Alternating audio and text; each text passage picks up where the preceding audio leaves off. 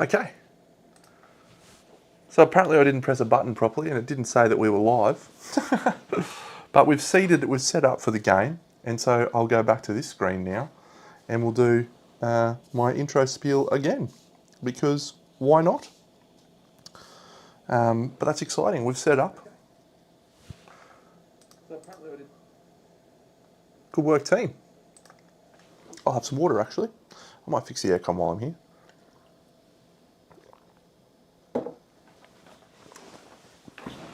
I have been streaming for approximately 11 minutes and talking about setup of the game, but I didn't press a button on this, and so maybe it didn't think that I went live, but that's okay. I'm going to turn up my fan speed because it is getting a little bit warm.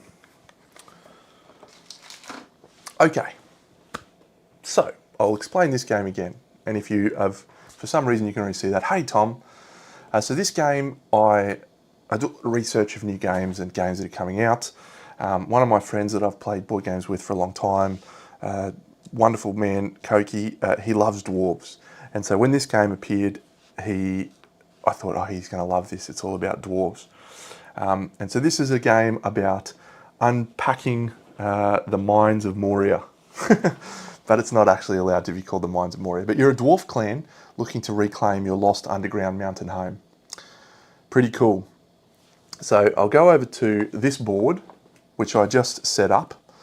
And what we have here is a few different areas that we will be using throughout the game. So this is the actual underground caverns, which has been seeded with monsters and a couple of different tiles.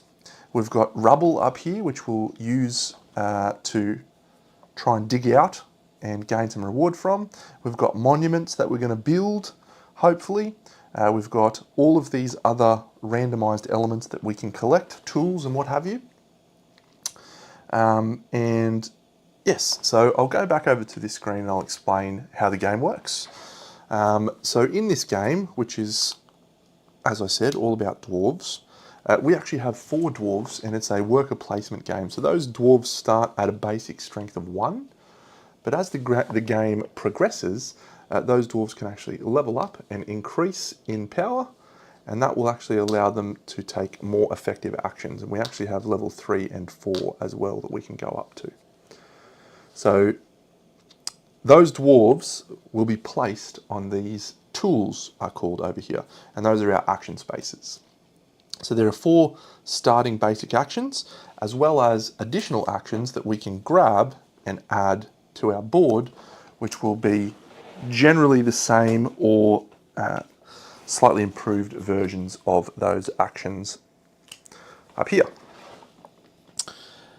So what are the 4 actions? There is mining. So if we dig out this rubble, we gain those resources and we'll also get an increase on the mining track. The mining track will maybe allow us to uncover relics. Relics are one-use effects that also have the potential of scoring us at the end of the game. When we dig out rubble, we will also remove or reveal a tile over here, expanding the areas that we can build buildings on, basically uncovering the lost halls as we go. The second action is fighting. So fighting is how we defeat these little monsters that are on the board. So we've got 3 types of monsters: trolls, orcs and goblins. As I said, it is Moria.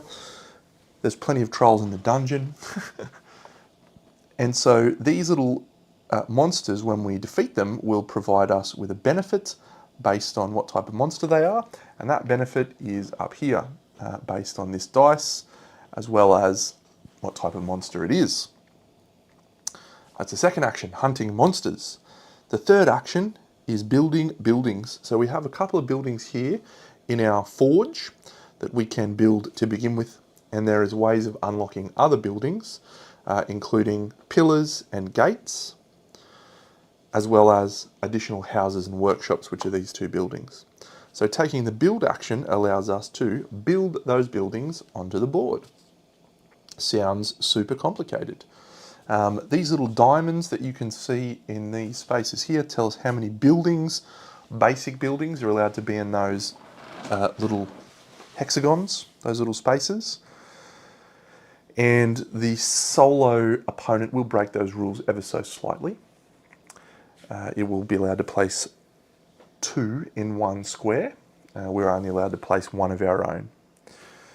We also have the last action, which is delivering goods.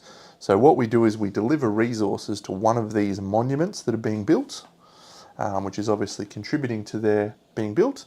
That's how we unlock the ability to build gates and pillars. That's how we gain them. But delivering goods will also help the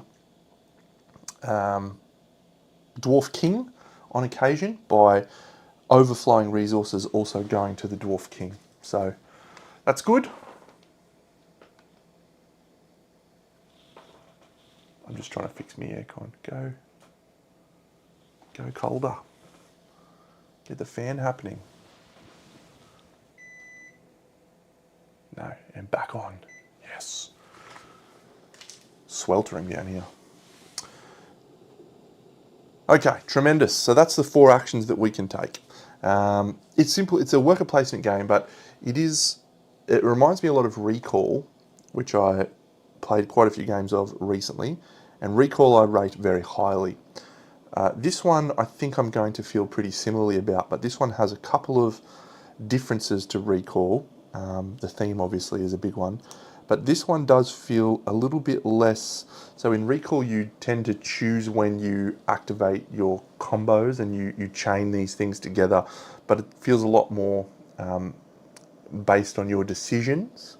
Whereas this one, I feel like the combo chaining will happen as a result of just things that happen on the board. You know, you sort of have to be able to think ahead and try and line up those combos in the right order. Whereas in Recall, I think you get to be a little bit more, I want to do this, and then I can activate this, and I can chain this and chain this. So yeah, it's an interesting difference, but I really do think this is great. Yeah, Tom, I'm glad to hear that, mate, because it's going to place highly on my solo list for my games of the year. I think it's great. Okay, so we have a little thing that we need to do to start the game, and then we'll be ready to go. So we are playing against a solo AI opponent. If I do need to reference the rulebook, it will more than likely be because of that clown, because I feel like I've got most of my actions down. I just don't have the solo actions down. So let's see if I did a zoom on this area. No, I didn't. Did I do it here? No, I'll fix that right now because I can.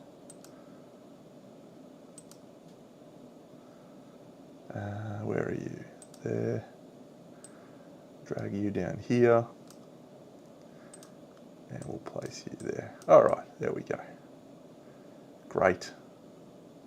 So these are our 4 starting tiles that we need to get, or choose from rather. Okay. All right, so, whoa, ooh, interesting. 3 beer, that's great. All right, so these are our starting tradition options. These are our starting objectives. So we may or may not get to score both of these. And it will probably, this decision will actually be very impactful, is what I've decided after my 1 game. What you choose to take at this point will have a big impact on your overall score. So this here looks like the one I'm keen to go for, because that is for each different type of relic you have, you will score 2 points. This tradition tile, I think, is count as a different relic at endgame scoring. So that is leaning me heavily towards the mining track, which is how you get relics. So I'm just going to confirm that that is what both of those do, which is the rulebook tile number 14. Each time you obtain a relic, you may choose whichever one you prefer, no matter your position on the mining track. That is powerful. I do like that. Where's that relic one that lets you count it as a different relic? Oh yeah, 30. Okay, that's fine.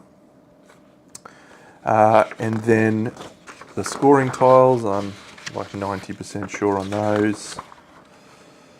2 for each different relic. Yep. So this one is keys, so however many keys you have. So this is a maximum of 12 points. This is also a maximum of 12-ish points. These are probably going to be easier to get because of the mining track situation. Both of these are less exciting to me. I think I would prefer to go for pillars. And again, we've got a lot of stuff over here, all right? There's a lot of rules that we can refer to. This is the area I'm looking for now. So this is the building benefits. So when you build a pillar, you get upgrades on those tracks. When you build a gate, you just get victory points.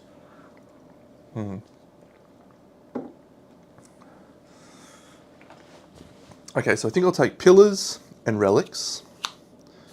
And I definitely think I'll take this relic one that leans into relics more. And then I have to choose out of one of these 2 tiles. So to explain these tiles a little bit more, that one is an iron, that's an emerald, that's an increase on this track, which is called the something track, the court track. That's the mining track, and then the one at the top is the prestige track. And that's beer. Beer is good. Now I think we'll take this one, just because I like a little bit of diversification. So that will be our starting tiles. So we're going to grab those out. We're going to grab an emerald. We're going to grab a iron. We're going to move up this track 1 space. And we're going to move up the mining track 1 space. And we're going to gain 3 beer tokens. I'm going to choose a 2 and a 1, I think, for our beer tokens. So what we would like to do to begin with is find a way to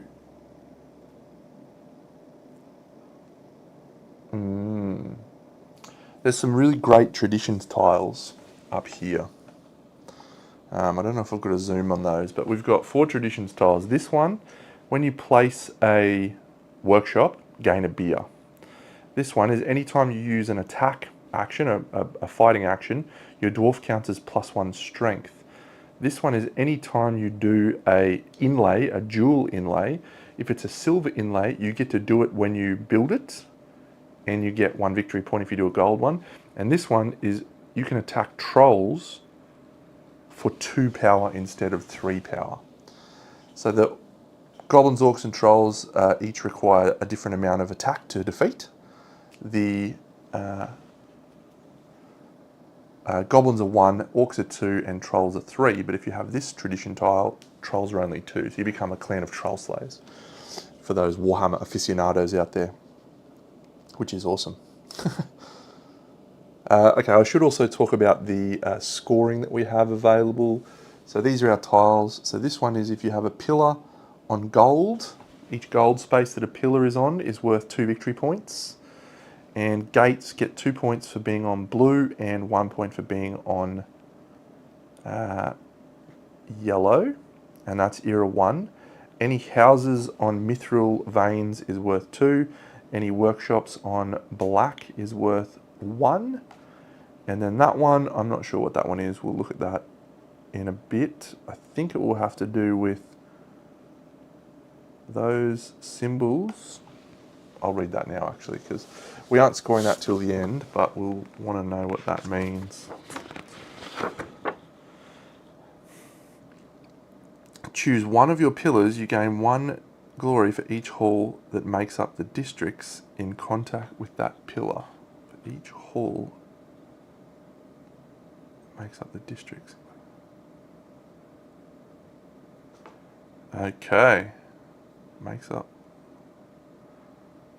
districts in charge of that pillar. Okay, so if I was to place that here, I would be getting 1 point, 2 point, 3, 4 points.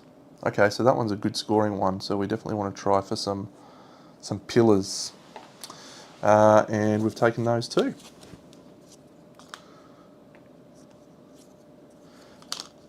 All right, I am excited. So we get to go first. We go first in all of the turns. So, if I move up this track to here, I'll get a tradition. The way that you move up that track is by fighting. I do have a 3 dwarf available, so I could fight here a troll, immediately kill a troll, move up the prestige track twice, which would let me gain a tradition. And the tradition that I would probably take is this dual inlay one, maybe. That's option 1. Option 2 is I could actually build 2 buildings right now. I could build a house and a workshop. I don't have a gate. I could also immediately grab a pillar. No, a workshop and a gate. Yeah, a workshop and a house might not be too bad actually, because the workshop will let me get another tool, and I can actually afford a tool, a couple of different tools right now, including the building tool. So that one is interesting. I could then strengthen a dwarf. Yeah, okay. So this, the first decision is, the first couple of turns are all about building an engine and trying to get early wins that you can then cascade into later wins. So yes, so I'm going to do that. Okay, so my first action is going to be to take one of my dwarves and I'm going to place it on the build track, and I'm going to spend this 2 beer token. So when you spend a beer token, you can only ever spend 1. It increases the power of your dwarf by the amount on the beer token. So you can either have a 1 or a 2. So we're going to increase this dwarf to power 3, which means we can activate this ability on our board. This ability says that you may build up to 2 buildings, 1 which is a house, and then 1 workshop, gate or pillar. Unfortunately we only have a workshop, but that is okay. So the house, where do we want to build the house? So wherever you build a house, as you can see from this little section over here, you gain that resource. Wherever you build one of these, you can do one of these actions, which is gain a tool and or gain an inlay. So where we build the house will gain us the resource that allows us to buy the inlay. So I said a lot of words then. Let's go back to here. So we're going to build 1 and 1. We're definitely going to build this workshop onto a mithril vein. If we go back to here, the options that we have available, this one is a beer if we have a green emerald, and this one is kill a goblin. Okay, alternatively we could go for this one, which is place down a house every time you take that action. Yeah, okay, I think I'm going to take that one. That one seems way too good. Way too good. And, okay, great. So, I'm going to place down my house, and I'm going to place it onto this green emerald location. That's going to allow me to take an emerald, or an iron for that matter. You can take an emerald or an iron, but I will take that. And then I'm going to place my workshop here on this mithril, and that allows me to purchase a tool and grab an inlay. So I'm going to spend the green resource that I just got to buy this inlay, and I'm going to buy this one, which is place down a house. And I'm going to socket that jewel straight away. So when you take a jewel and inlay it, you gain victory points. In this instance, for a gold inlay, I get 2 points, 1, 2. And that's it for that action. I can also purchase a tool.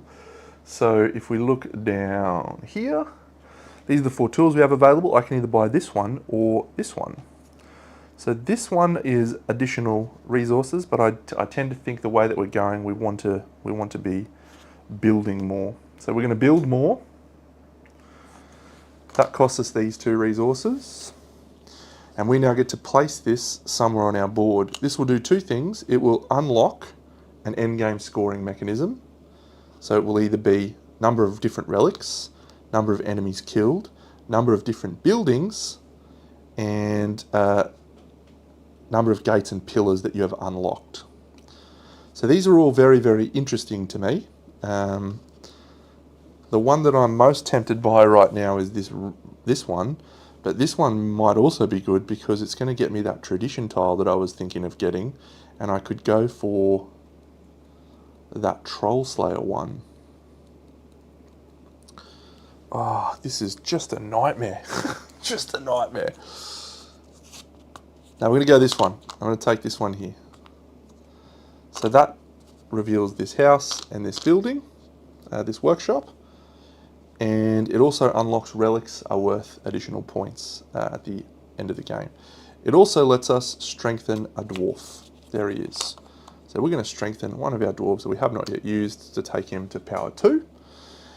The last thing that we can do, because I socketed this gem this turn, I can also place down another house. And you better believe that I'm going to place down a house on a mithril area, because that will get me a mithril, and it will also score me points from this tile, which is 2 points for every house on a mithril vein. There you go. That is all of my first turn, I am pretty sure. Strengthen a dwarf, yes. Okay, great first turn. Great work, team. Great work. So, let's have a look at how the AI works. It's pretty simple. We have a deck. We're going to shuffle that deck, and it's going to do some stuff. All right. So, we flip the first card, and it tells us this.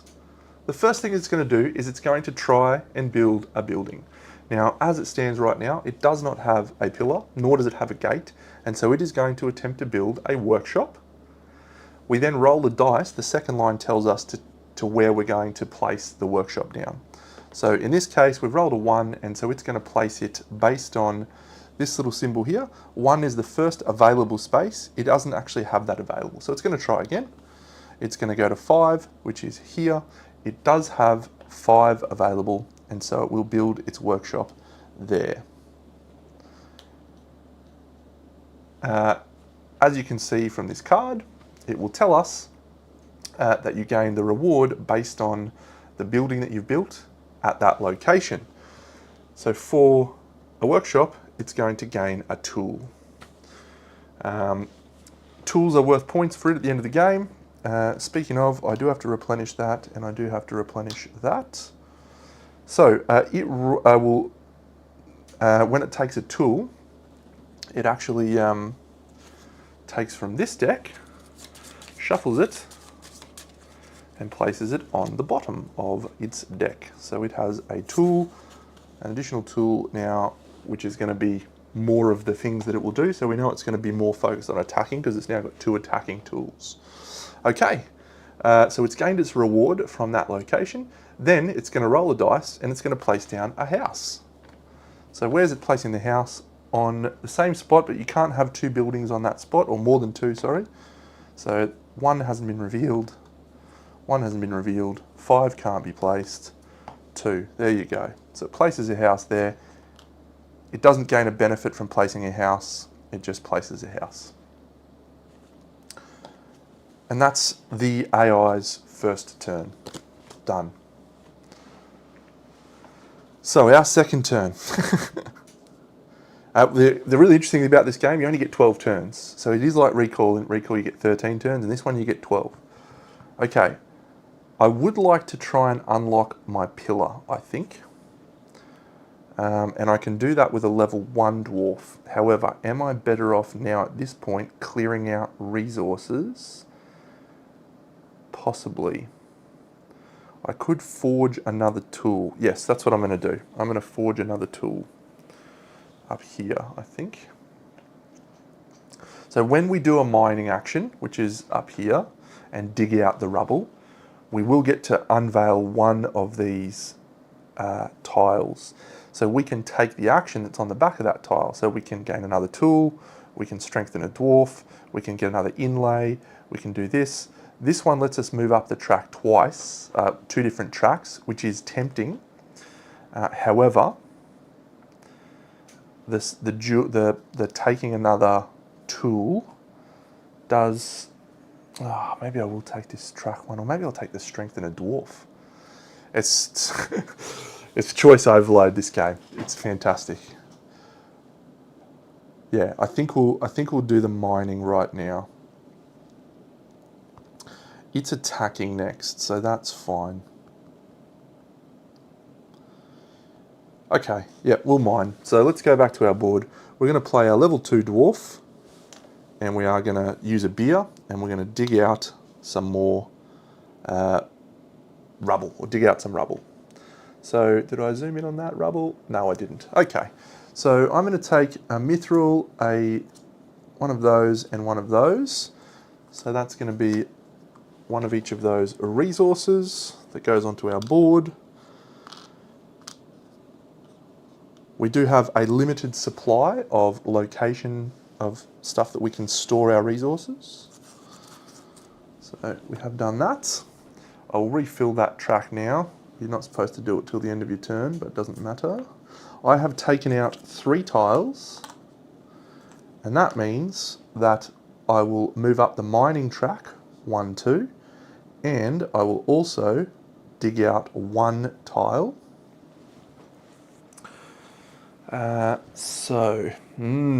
Decisions. Strengthening a dwarf will allow me to what? Do a level 2 action here. If I so I can take another inlaid tool. The only option I've got is that delivery one. I could socket a gem actually. Yes, I am socketing a gem. So I'm going to take this action right here. So I'm going to unveil this. We're going to socket a gem. Boom. It's a yellow district. We're going to seed that with 2 enemies, because there's 2 enemies on it. Another troll. Man, I've got to get this Troll Slayer tile. Have to get the Troll Slayer tile. Oh, that guy's going to take a tile when he moves up the tradition. If he takes the Troll Slayer one, I'm going to blow up. Okay, so I gain a socketed gem. I'm going to take this socketed gem, and I'm going to place that into this location, and you can use it in a turn that you socket it. I have to spend a mithril to do that, which I have spent. You gain 2 victory points anytime you 1, 2. What was his action that he did again?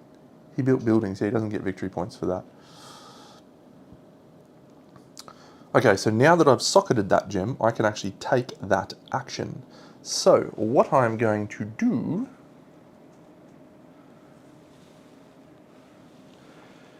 is select a relic by moving up this track. I gain a beer as well from taking that socketed action. And I can choose any relic thanks to my traditions tile. I can choose any relic that I want. So this one is strengthen a dwarf. This one is gain a resource. This one is also strengthen a dwarf. This one is do 2 mining actions or 2 drop-offs. That's actually very powerful, especially because I have some resources right now. So is that one the right one to take? Because 2 drop-off would allow me to unlock this pillar. So yes, so I'll take the one that's first. So that goes here, and if we use it, it goes like that. It's a 1-use effect. You can't use a relic on the turn that you take it. So we gained a beer. We moved up the mining track. That is good. So we're then going to move this up, move this up, move this up, and add a new relic. Oh, stop giving me necklaces and stuff. Helmets. I don't want that. That's our turn. I think that is our turn. Gained our beer. Yep.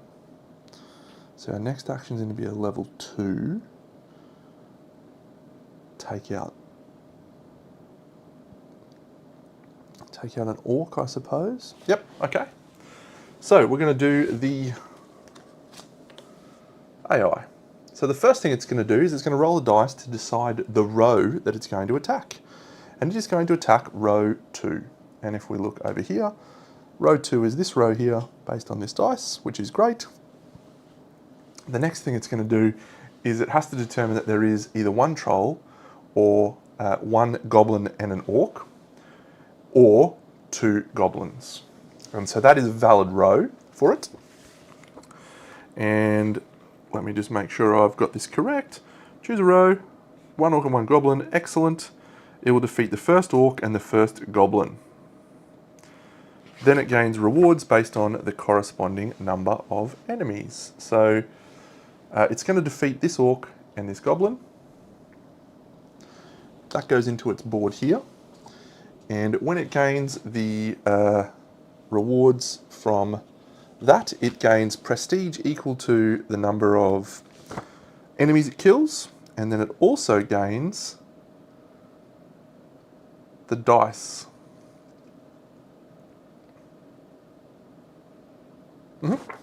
Excellent. So it's going to gain a movement up the mining track. It's going to gain a gold and a beer. It never gains those resources, it instead just goes there. And it's going to move up the prestige track 1 space. We're then going to re-roll both of these dice. Oh, a mithril and a beer is nice. And a brick. And those 2 have been removed. And it didn't get up the prestige track, it didn't get that one. That's great. If it had gone up any other row, it would have actually taken a traditions tile. Sweet. And then, as we can see from here, I know it is going to move up the traditions track twice. So 1, 2, it's going to take a traditions tile. Don't take one of these 2. I'm happy with any other one. Yeah, you are a scumbag, you know that? This slides down, this slides down. Ooh. Alright. Why did you take that one, you doofus? I wanted it so bad. Alright, I have 2 actions to go. Alright, to start my turn, I'm going to do this. I'm going to activate my relic. And I'm going to deliver goods to this location here.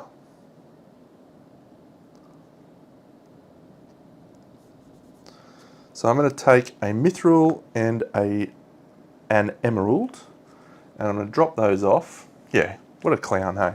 I'm going to drop those off down here at this location. So you mark that you've dropped these off. Anytime you deliver goods, you gain victory points equal to what you dropped off. So we're going to gain 3 points there. 1, 2, 3. And we also have delivered the number of resources that it requires, which is 2. So we can no longer deliver here, but because of that, we place this out, we get access to our one of those, and that will gain us 2 movement up this track. 1, 2.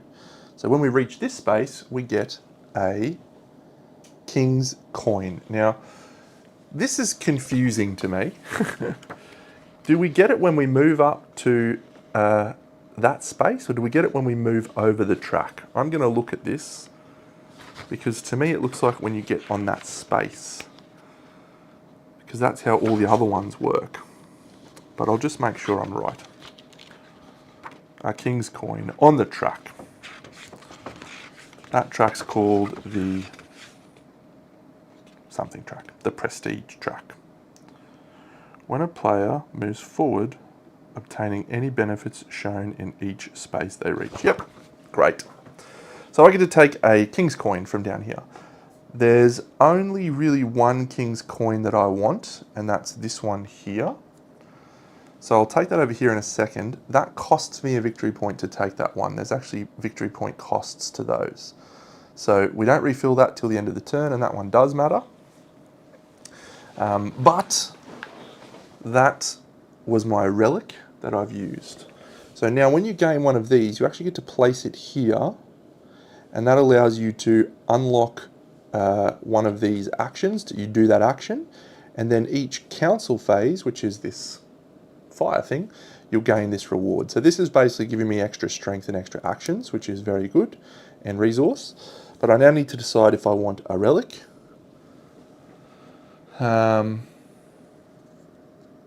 another inlay. So I can't inlay anything right now, which is a shame. I do need to refill the inlay. That's done. Take a tool, strengthen a dwarf, or gain some beer, or move up a track. Now if I move up a track, I think I'll take the dwarf strengthening. Oh, I really want to take the relic, but there's just not many good relics right now. No, I think I'll take the... I'm going to take the dwarf strengthening. I'm going to level up a dwarf to level 2. And there's a reason for that. Okay, so that was this action, delivered, gained this. Now I need to decide what action I actually want to take, because this has now opened up this level 3 action, which is a house and a pillar, and the pillar is going to move me up tracks. Moving me up tracks is pretty tasty. Oh, this game is there's so many decisions that you want to make. So if we place down a pillar and it goes on a gold mine right now, that'll be worth 2 points for each one of those. So that's good. And we'll get those points every round because this is going to score 3 times. So I definitely think we want to build this pillar right now. Then we have to build a house, and the house is going to get us a resource and nothing else, which means we're going to have a level 1 action for our last action. That could be okay, actually. We could still just go up the... what would we do? Would we deliver for 1? Or would we take a beer? Or would we just go kill... We can't really kill a goblin. Goblins are very, very crummy, so we would definitely deliver. So, what do I want to build? I want gold, or do I want to... Getting an emerald from that.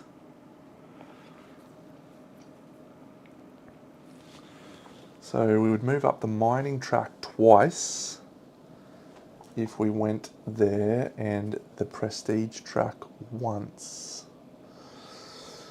Oh, so many decisions. The mining track twice would be fine. 1.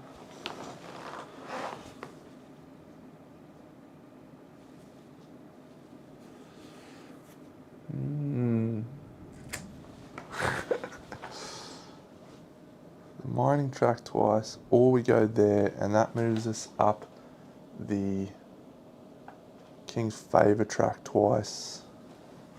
Okay, I'm just going to do it. I'm going to build a building. We're going to go here. We're going to use the one that we picked up that allows us to build. He was a level 2 dwarf that I've failed at, and we're going to use that 1 beer. That's going to allow us to take a level 3 build action, which allows us to build our last house, and a pillar, a workshop, or a gate. So the workshop would be good because it would allow us to inlay a jewel. However, we don't have any resources. So we're instead going to build our pillar. The pillar that we're going to build is going to go here on this location. So remembering the scoring for this era is pillars on gold spaces. Sorry, this one here is worth 2 points. So this is a gold space, and at the end game, its pillars will score for each district tile in the districts adjacent to it. So at the moment, that would be scoring 4 points in the last era. The house, though, we're going to take my house and place it here on this location, which is going to get me a gold. And that is all of my building. Yeah. So when I build the pillar, I get to move up tracks based on what it's adjacent to. So it's adjacent to 2 green and 1 gold. So we're going to go up the mining track twice, and we're going to go up the prestige track once. So mining track 1, 2, prestige track 1. Yep. Cool action. Cool action. Okay, that was it for our third action of the game. The bad guys are going to deliver. So we just don't want them to deliver to number 1. You scumbag! No, that's okay. So what it means is he's going to go over here to this location, and he's going to deliver whatever resource is available, the highest possible one in a specific order. So he's going to deliver mithril. So that's going to score him 2 points from here, 1, 2, as well as gain him a bump up the prestige track, 1 there.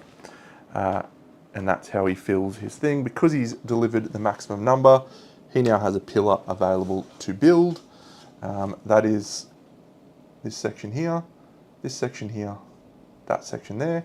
And then as his last reward, he moves up that track twice. 1, 2. I'm going to refill this and this here. Ooh. And now he's going to roll that to decide which one of those tiles he's going to take. He's going to take this one. That one's going to slide down, and that one's going to go there. He's got that on his board. Okay. So it's our last turn. We've only really got, I think, one action that we should take, and that is to deliver. So we've got 2 actions. We can fight, but we can only fight at strength 1. Fighting at strength 1, not good. Not good. So, yeah, instead we will go deliver. We'll deliver 1 resource. We can deliver gold or brick. If we deliver gold, we get 2 points. If we deliver brick, we get 1 point. So let's deliver a gold. So once again, we're delivering. We mark over the gold. That scores us 2 points, 1, 2. We then select one of our rewards to take. We'll go up the prestige track 1 space, yes, or the court track, sorry. And we now have a second pillar available to build. Okay, pretty good, pretty good. So that's our last turn. We didn't have a lot of chaining or anything happening there. That was just literally drop off 1 resource, and that's that. Now keep in mind, we've got 2 things here. We've got number of pillars built, so we're working towards that, and we've got number of relics gained. We're kind of working towards that. We're only a couple of spaces away from getting another relic. Great, so this bad guy, our enemy, is going to do some digging. Where's he going to dig? So the first thing he's going to do is he's going to roll these dice to decide which one of these things he takes. He's going to take number 2, which is that one, and he's going to take number 4, which is that one. He gains no reward from taking those, he just takes them out. They clear, and we replenish there and there. Then he's going to move up the mining track 2 spaces, 1, 2. And then he's going to uncover one of these locations. He will roll a dice for that, same as always, and you've got a row, so he's going to uncover row 3, which is that one. That allows him to strengthen a dwarf. He doesn't ever strengthen dwarves, he just gains a victory point. And the last thing he's going to do is he's going to move up the mining track 2 spaces again, 1, 2. That's going to gain him a relic. He's going to take this one because he's a chump. He always takes the highest one that it can that we don't already have. So he's a real piece of work, this AI guy. Oh, ring. Move 2 enemies. Interesting. All right, that is round 1. Okay, so I'll just refer to this book again. We go to here. The starting player advances the era marker which I've done, we've gone to the council phase. So at the same time, players return their dwarves to the tavern. So all my little guys are coming back. They remain at the same strength. Very good. Then we collect rewards from King's Coin. So I'm going to gain a beer and an emerald. So the beer is level 1. And then players check how many enemies are held in the dungeons. I have none, so I'm scoring no points. And we gain victory points for the projectile. So for me, I am going to score 2 points because I have 1 pillar on a gold icon. 1, 2. And I don't have any gates, so I score nothing for that. So that is literally my scoring. Not impressive, but I feel okay about how we're going. The AI works slightly differently. It just scores for the number of enemies it has. For every 2 goblins, it gets 1 point. For every 1 orc, it gets 1 point, so it's getting 1 point. And then it's going to score for the number of buildings it has. In the first phase, they're worth 1 each. It's got 2 buildings, so it's scoring 1, 2. And that is it for its council phase. So we go back to our turn. That's it. We're a third of the way through the game. How exciting. All right. So I definitely want to move and uncover some rubble, I think. So I can move up the mining track. 1, 2, I need to move up 3 spaces. I think I need to move up 3 spaces.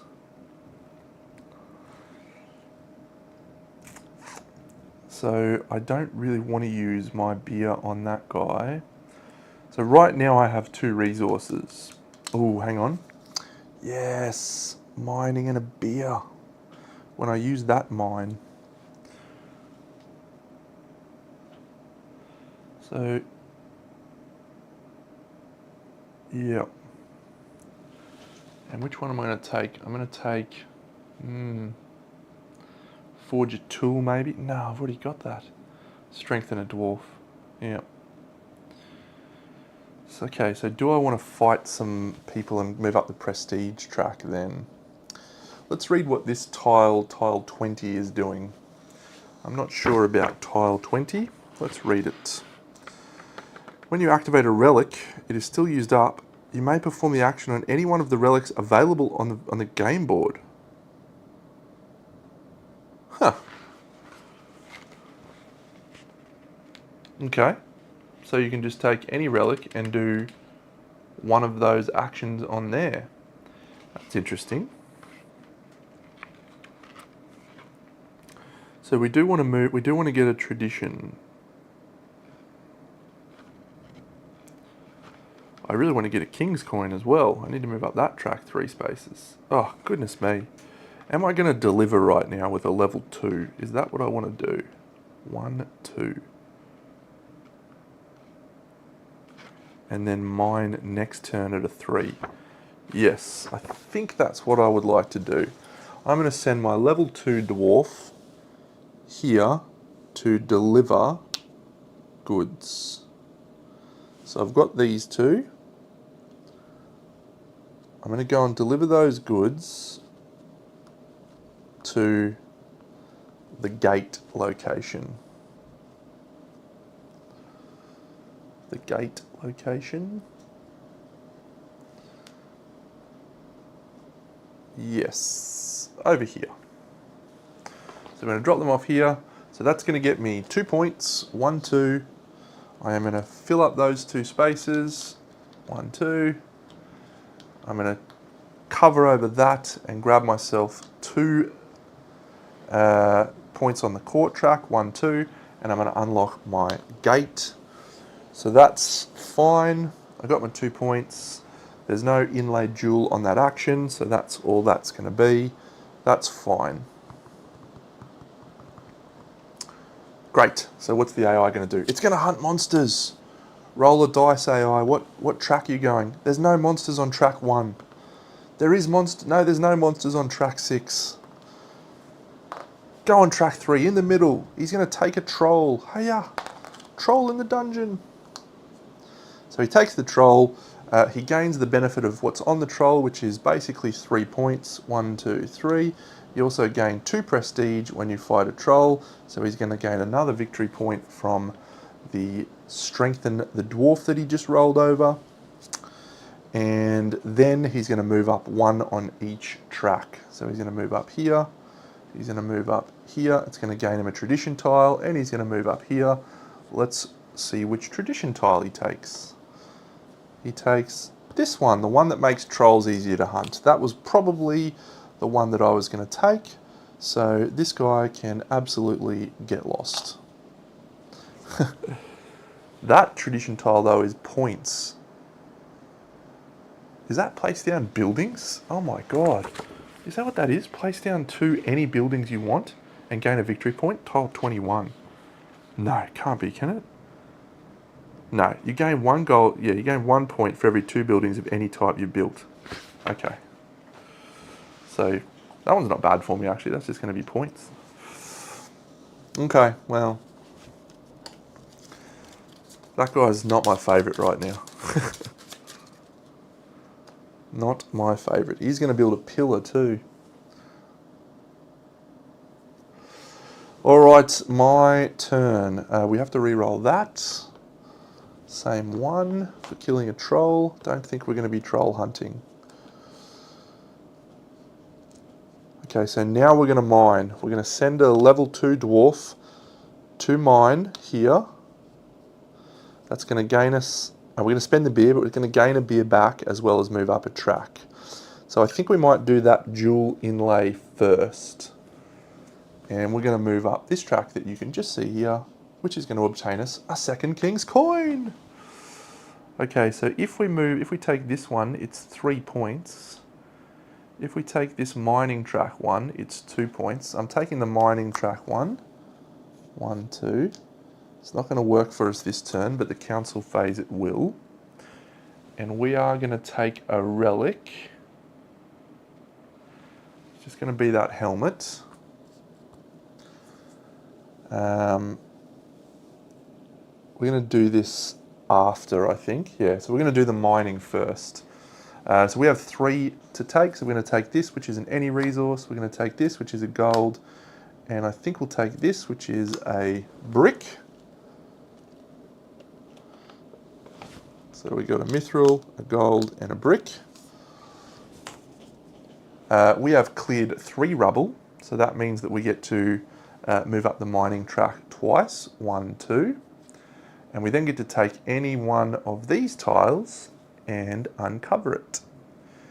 And if we take this one, I didn't seed those enemies there, did I? No. 1, 2. 2 orcs. If we take this one, we're going to take a tradition tile and we're going to take a relic. So I think that's the right option for us. Yep. So we'll unlock this one. Seeded with 2 enemies. 1, 2. So we're going to take a move up this track, 1, that gets us a relic, and move up this track, 1, that gets us a tradition tile. So we'll take the one that scores us victory points for buildings. Or do we take the inlaid jewel one? No, we'll take that one. And the relic that we're going to take is this helmet, which is going to allow us to strengthen a dwarf. So we're not taking any more relics, I don't think.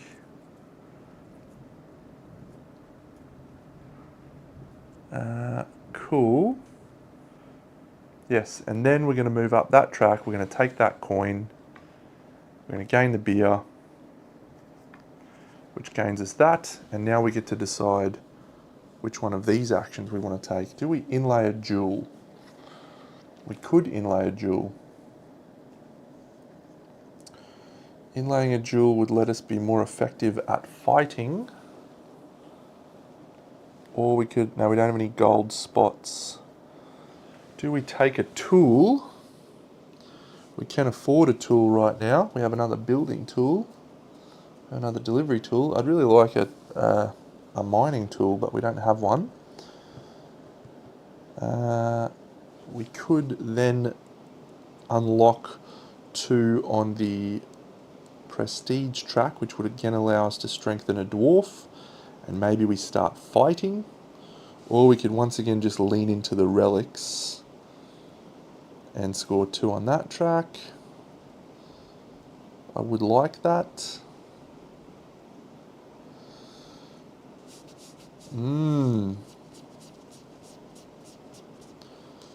Or even just that's number of enemies killed. That feels like a waste. Still, that would unlock those 2 buildings. So I can afford a tool. I'm pretty sure you still have to pay for the tool as normal. So let me make sure that's right. King's coins. When you place a king's coin, pretty good rulebook actually. Pretty good rulebook. King's coin. Choose one. You attain the benefit. Yep. And the benefit says in here, it's forge a tool, attain a tool available on the board. Page 10. You have to pay the points for it. Yep. Okay. Or we move up a track again? Do we move up a track and just gain a beer? No, that seems wasteful. I don't want to take the relic yet because there's no good relics that I want. I suppose that rings. Yeah, not really. Oh, actually, I just remembered. I can take that relic because I can take any relic I want. I didn't take that traditions tile that lets me do whatever I want though. Do I take that so I can use my relics for whatever I want?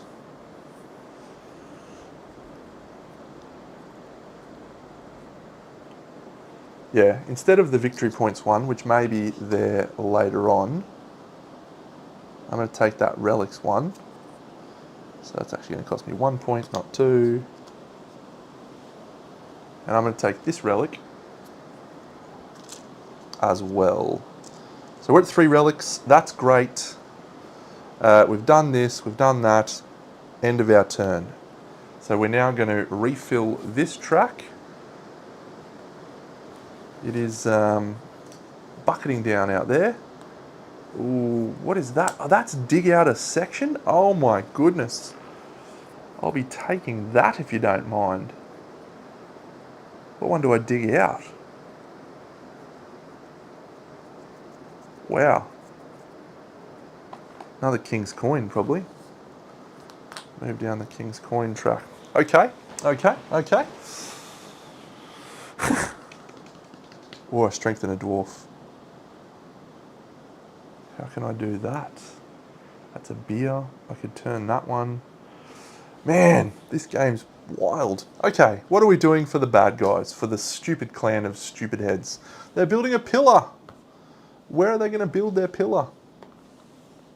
In location 6, so you can actually see on their board, they've got a number based on where they are. So it's going to build that pillar in a spot that it can't. So we're going to re-roll that.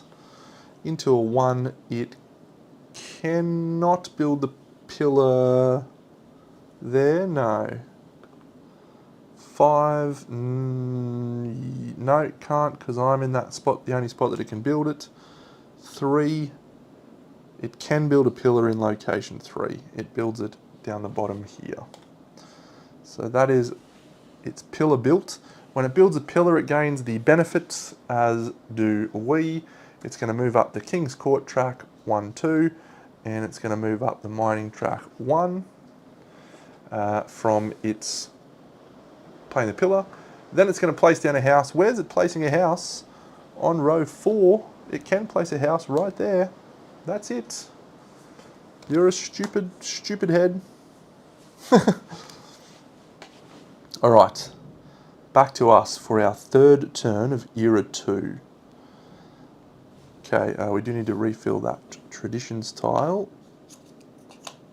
End game, each relic is worth points, so we definitely need to get that tile. We've gone heavily into relics, which is really awesome. When I take that building, I can actually build a house, but I need to unlock a house to do that.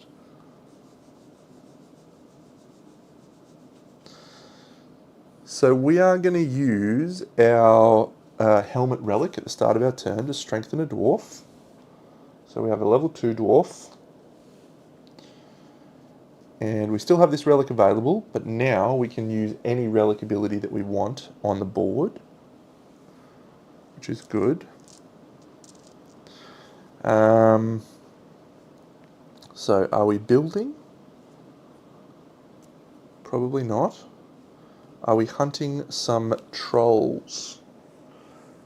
A troll is going to get us 2 victory points and a beer. Or are we... Whatever we do, I'd like to somehow pick up a...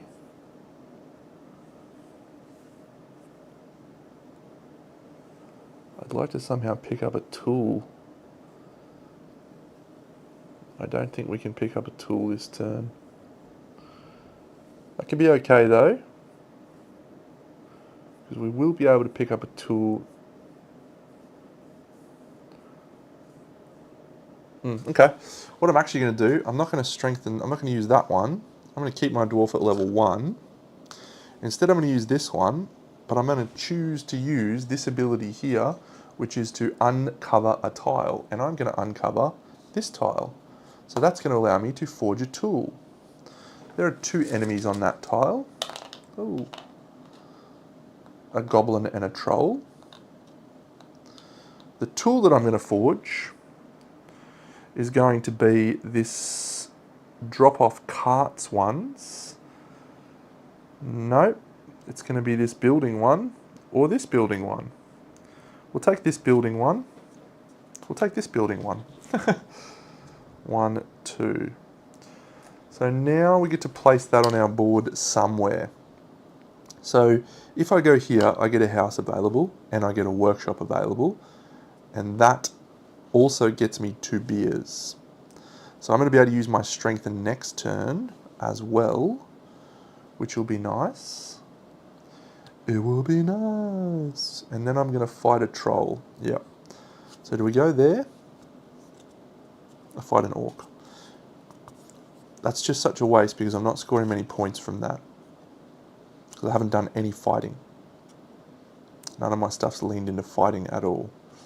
This moves us up the King's Court track and deliver a resource to the King's Throne Room, which would be worth 6 points at the end of the game and will double the points for my relics.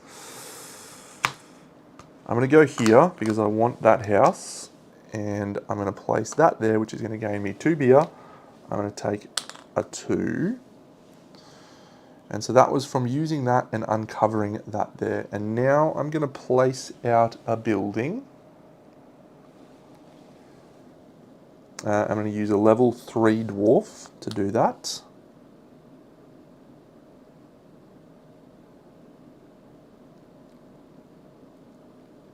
No, I'm actually going to use a level 2 dwarf. And we're going to place that guy out here. And we're going to place out a workshop, I think.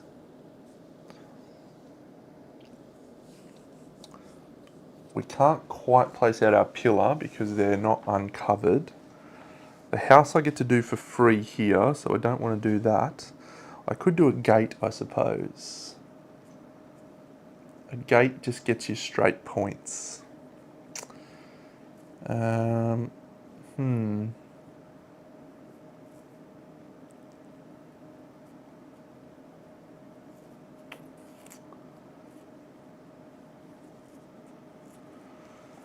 What an interesting choice. I'd really like to place out a pillar, but there's no actual legal placement, so I can't do that. So the workshop would let me inlay a jewel, and I can do that. So let's place out a workshop, and we'll do that. So if I go on a Gold, it's inlay a jewel. Mithril, it's inlay a jewel and forge a tool. I can't forge a tool, but I can inlay a jewel, which I will. The question is, which one do I want to inlay? Do I want to level up a beer? Or do I want to have a dwarf count as being one higher when it uses that action? So I think we'll put that here.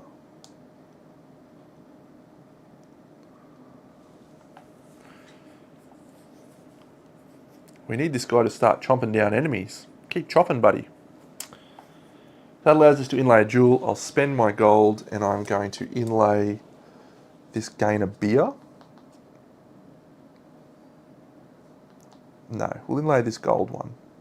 I'm going to place it there so we can count as a level higher. Excellent. So that's our turn. Oh, this game. What a crazy game. Okay. He's fighting on a row. He's fighting on row 6. There's no enemies on row 6. There's no enemies on row 6. There is enemies on row 3. He's going to take out a troll. A troll in the dungeon. So that troll is going to move him up the prestige track. 1, 2. It's going to also gain him this reward, which is 1, 2, 3 victory points. We're going to re-roll that. Turns into a mining track and a mithril. And then he's going to gain 2 on this track, which is going to gain him a tradition. Please don't... Actually, that's good. Actually, it moves the traditions tile further down. Of course, he takes the other one that we were looking at getting. That's okay. That's helped us not lose points at the end of the game, because any enemies on tiles where you have buildings, it's negative points. So we don't want that. Okay, now I've got a really tough question. If I place out, if I place out, if I use this relic to do that same thing again, where I can uncover a building or uncover a tile, I can then build the pillar that I wanted to build, as well as build out a gate. Oh no, it'd have to be a house. I can do it at level 4, which would mean I could place out a workshop and a pillar.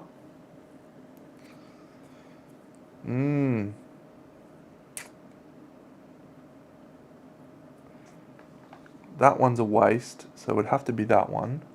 Or alternatively, I just strengthen and I go hunting 2 orcs, or a troll and a goblin. A troll is going to get me up the mining track and a mithril. That one will get me. Yeah, okay. A lot of cart deliveries. Don't want cart deliveries. I want more King's coins, man.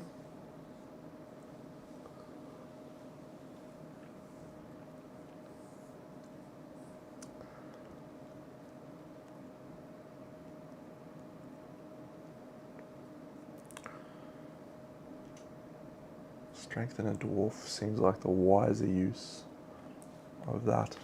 Alright, I'm going to use this to uncover a tile. I'm going to uncover this tile. There's one dwarf there. That's gonna allow us to move up this track and this track. So that's good. So we are going to be scoring one of our endgame tiles at this point. Hopefully we'll get one more. And then I'm going to build this location. That will count me as a level 2. This can turn me into a level 4, which is going to allow me to build a workshop and a pillar. So I'm going to build the pillar right here in the center, and the workshop, it's not going to let me do anything. I don't have any resources, so The pillar is going to move up the court track twice and the prestige track once. So we'll move up the prestige track once, the court track 1, 2. The workshop, I can't inlay a jewel, I don't have any resources. So I think we'll just go where there is no enemies. There is enemies everywhere, so we'll just go here. Okay.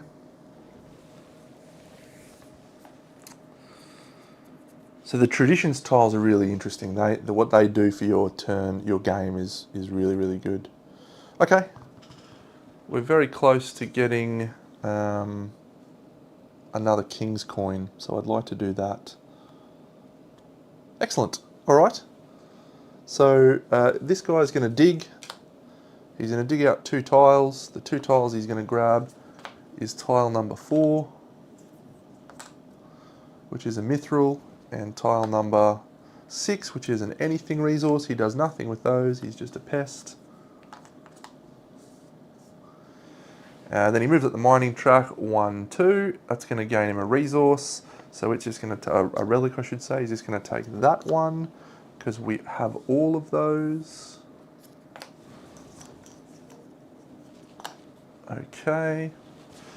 Then he's going to dig out a location. Let's see what location he digs out. 5, he's digging out here. So he's going to move up the court track 1. That's going to gain him a coin. Which coin does he take? He takes this one.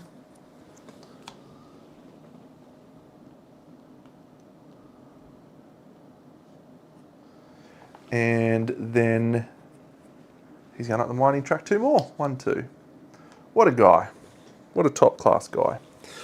Let's go on to the council phase. So this moves to here. So I am going to score once again no points for enemies because I have not hunted any enemies at all. I return my dwarves, dwarf, dwarf, dwarf, dwarf. We are going to gain up the mining track, a green diamond and a beer. Moving up 1 on the mining track. Excellent. And then we're going to score the objectives. So he's going to score 1, 2, 3 in total from that.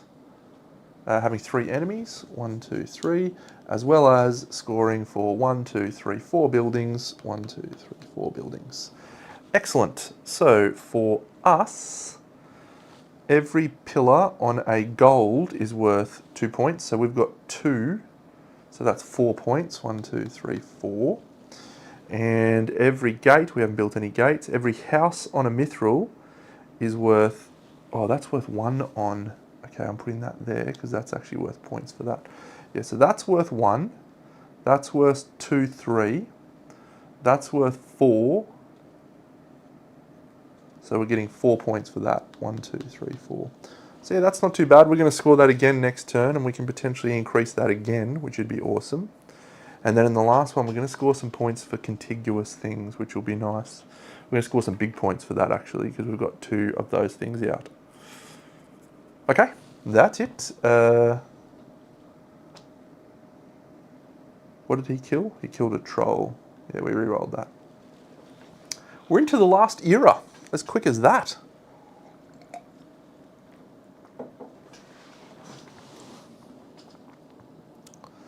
So it's definitely mining action. Yep. So we're going to come over here. We're going to take a mining action. We're going to spend our beer. We're going to gain that beer back, and we're going to move up the king's track there. And then we are going to dig out 3 things. We're going to take 1, 2, 3. We're going to gain those resources. Actually, instead of the green, I'm going to take the red. So 1 red, 1 gold, and 1 mithril. Over here. 1, 2, 3. When we do that, we also get to uncover this. Be green. Oh, you legend, Deno. That's points, baby. That's more points. Okay. So we've dug that out. We're moving up the mining track, 1, 2, because we've dug out 3 tiles. And we're also going to move up, I don't know if I did that. Yep, that prestige track and this track here. So the prestige track is going to gain us a dwarf strengthen. So we'll take a level 3 over here. And this track is going to gain us a king's coin. So which one do we want is the question.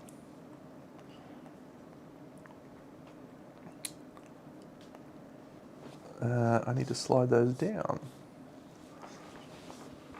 So this one is moving up that track. That one is free. I think we take that one. And now the question we ask is, do we want to forge a tool? Probably we do. If we forge this tool, we will get to move up the mining track twice, which will get us another relic. That would be very nice.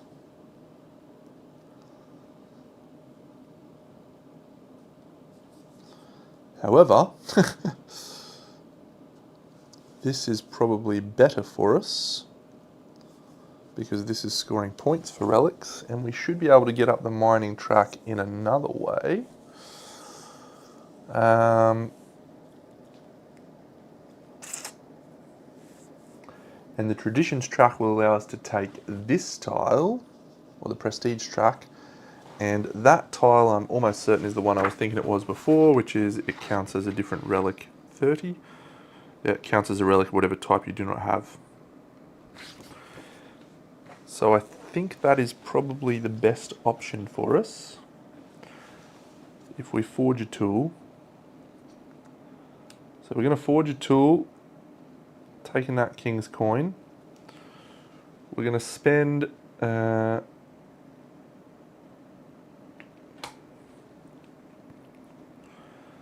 I can forge whatever tool I want. So we'll probably just take the cheapest one, which is that one and that one. I'm going to place that here, which is going to allow us to move up this track twice, 1, 2, and also deliver to the King's Court. When you deliver to the King's Court, we will deliver a mithril. That will score us points just in the same way as you would, so that's going to score us 1, 2. When I delivered those, did I score the points? Yes, I'm pretty sure I did. So we refill that, another mining one.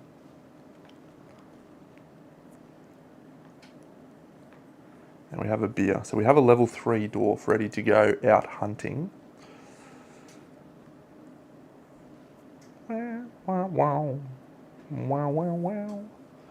We just need to go up the mining track 2 more spaces. So this slides across, we replenish these, 1, 2, 3.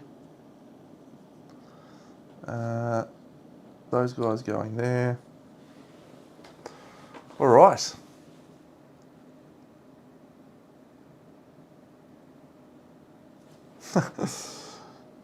So that's just delivering resources. Where can I deliver to? That'll get me 1 point.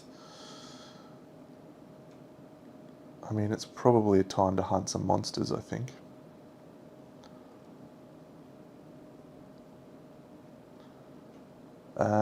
Yes. I don't actually gain... No, I did. I gained 2 on this track. Excellent. Okay. AI's turn. Buffhead's hunting some monsters. Clear out me monsters, mate. Row 5, there is monsters there. He's going to kill a troll. He's going to gain the reward for the troll. That's a mithril, which is worth a victory point. And he's going to gain 1 up the mining track, which is there. Then he's going to gain 1, 2 prestige, which is going to get him another victory point because he's gained a strength. And then he's going to gain 1 on each track. 1, 2, 3. That's going to get rolled into that. And that's that. All right. So I can kill 2 orcs there, which will gain me that. That feels like probably the best option. That'll move me up the prestige track to gain the tradition tile that I want. which is fine. Also, let me clear that off. I would really like to do some pickaxing. How can I get another tool? Do I have any other way of making a tool? I can build a workshop, can't I? Could build a workshop. I have a workshop, and I could do that action, which would allow me to place down my last house. And I get points for houses on Mithril. Okay, this has potential.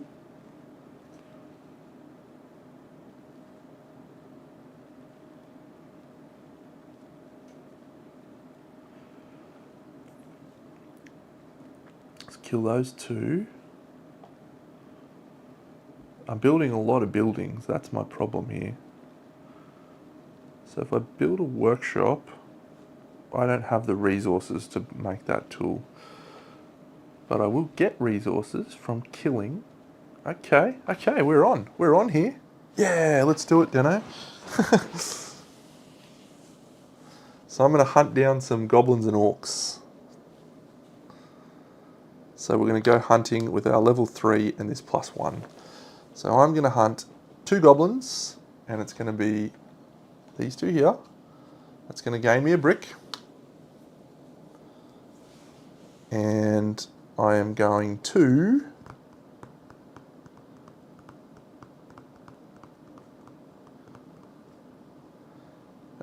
so that'll gain the brick.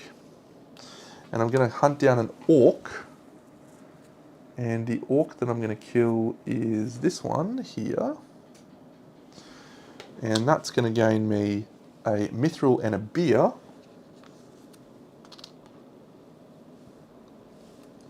As well as a total of 2 prestige. So we'll go up to here, which will gain us tradition tile. I'll take this traditions tile. That cost me a point. And I'm going to re-roll both of those.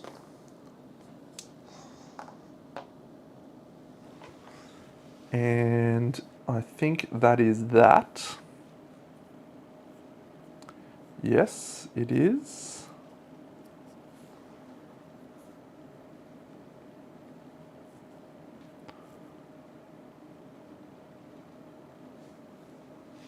I need 2 more mining to unlock my... Oh, man. Oh, this is a great game, but it's very, very mind-melting. Mind-melting. It's awesome. It was interesting, the tool tiles really changed up what I was going to do, because I actually really like fighting monsters. I think it's a good way to get stuff, but yeah, okay. Alright, so this guy's last one, he's going to deliver to this one. That's very bad for us indeed. He's going to deliver mithril, and gold.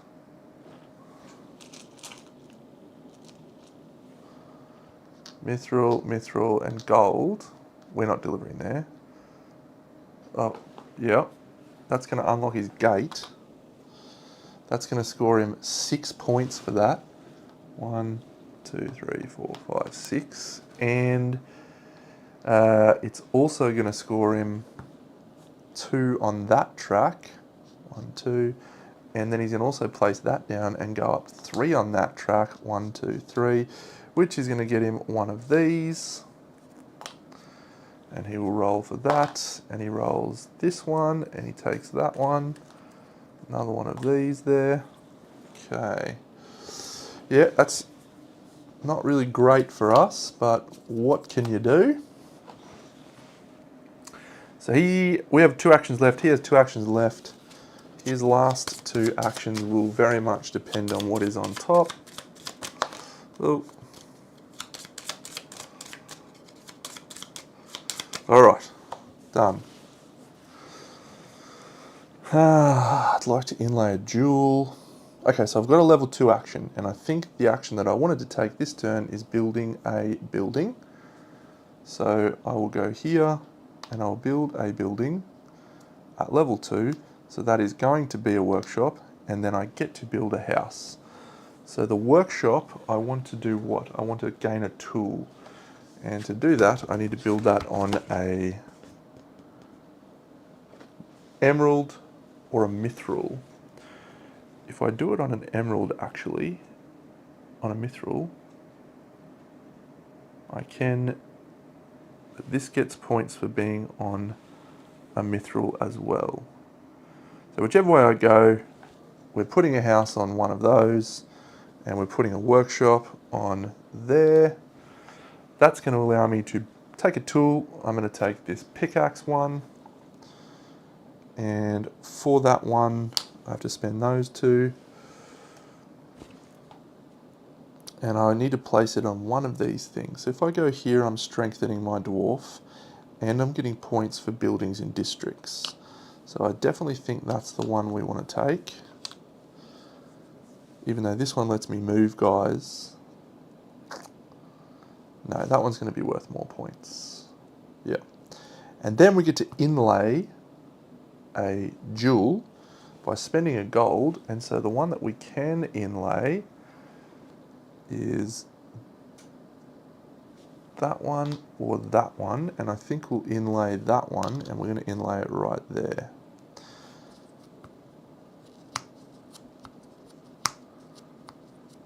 I'm not going to fall short on that track, but I am not going to get to gain the benefit of another relic.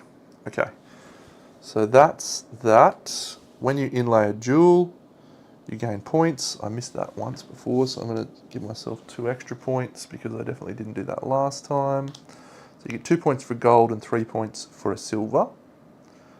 So that's done.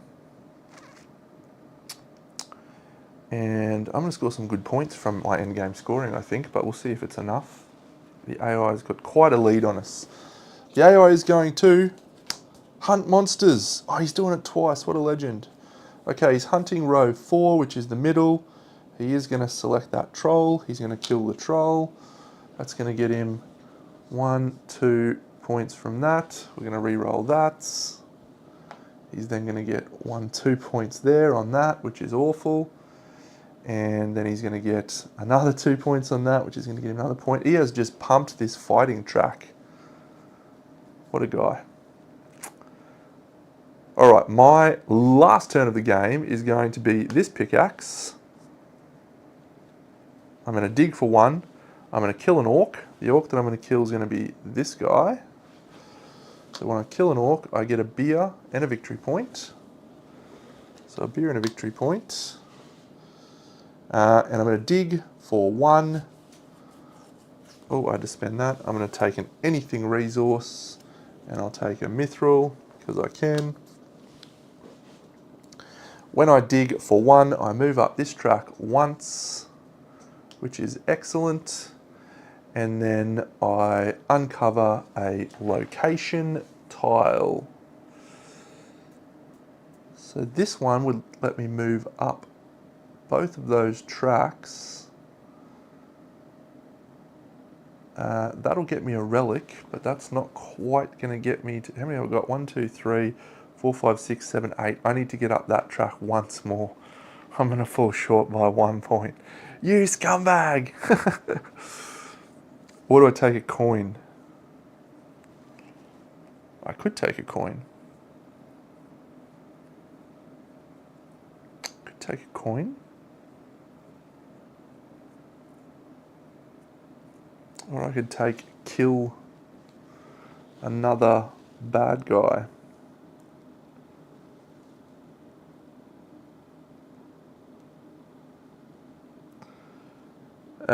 Let's take the coin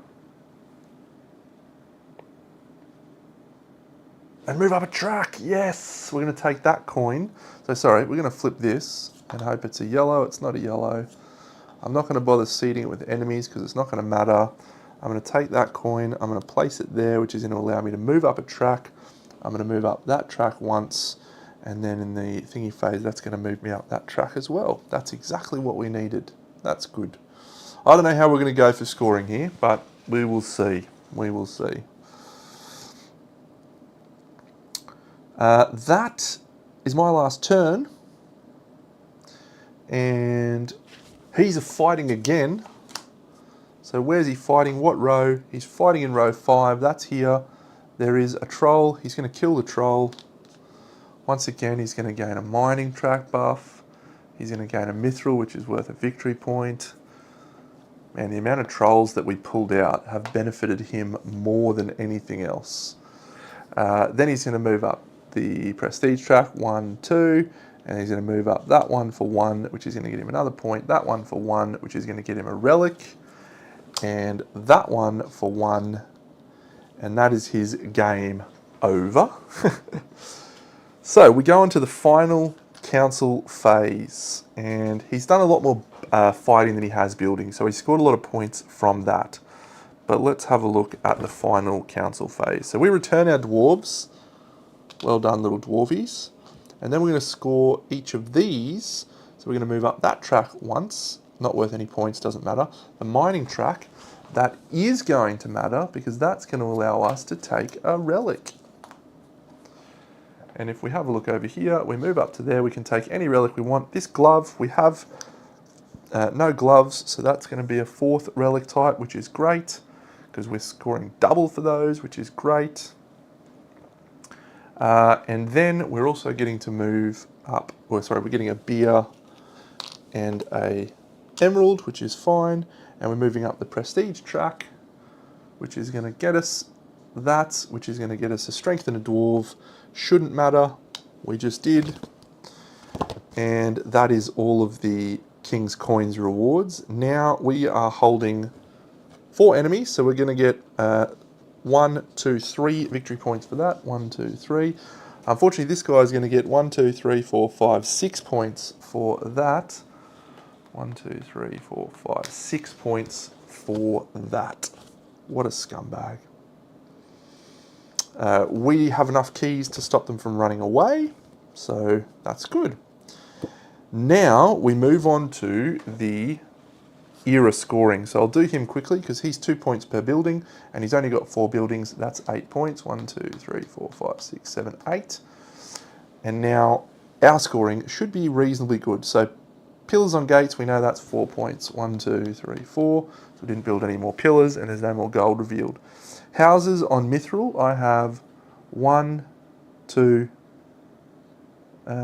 2. So that's worth 4 points. And then workshops on black spaces, 1, 2.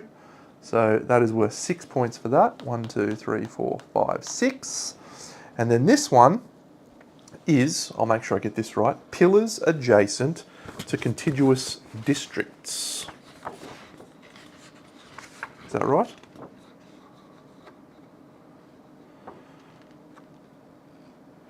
You gain 1 point for each hall that makes up districts in contact with the gate. So here, this one is worth 1, 2, 3, 4, 5, and this one is worth 1, 2, 3. Okay, so that's 8 points. 1, 2, 3, 4. Good comeback from Deno so far. All right, final scoring. We are the highest on the resources delivered to the King's Throne, and so that means we get 6 points. 1, 2, 3, 4, 5, 6. Then we will count up the number of achievement stars we've got. 1, 2, 3, 4, 5, 6, 7, 8. So that means that we can score both of our objectives. And our objectives are 2 points for each relic and 3 points for every pillar that we have down. So the pillars are going to be worth 6. 1, 2, 3, 4, 5, 6. And the relics, I have 5 thanks to my traditions tile. So that's going to be worth 10 points. 1, 2, 3, 4, 5, 6, 7, 8, 9, 10. So we're at 71 so far. The next thing we do is we can reveal tools. We do our tools scoring.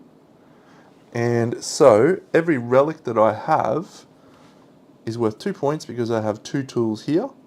So once again, we're going to score 10 points for the relics. 1, 2, 3, 4, 5, 6, 7, 8, 9, 10. Every enemy defeated is worth 1 point. So we have 4 enemies. 1, 2, 3, 4. And every building that I have in different districts, I believe, is that one. Let me make sure I've got that right. Building in districts. Each district in which you have presence grants you as many as the number of forged tools in that column. So this is a district, I have 1 presence. This is a district, I have 1 presence. So 1, 2, 3, 4, 5, 6, 7. 7 districts for 7 points. 1, 2, 3, 6, 7. And then finally, supporters and resources, that's worth 1 point. So at the moment, I'm finishing on 93. However, we are going to lose points for bad guys. A lot of points. So let's see how many points this clown gets in his final scoring. So every one of these tokens on his board, 1, 2, 3, 4, 5, 6, 7, 8, 9, is worth a point. 1, 2, 3, 4, 5, 6, 7, 8, 9. Then every tool that he's forged plus every star that he's crossed is worth 1 point. So if we have a look over here, he's crossed 1, 2, 3, 4, 5, 6, 7, 8, 9, 10. Plus he's got 5 tools, so 15.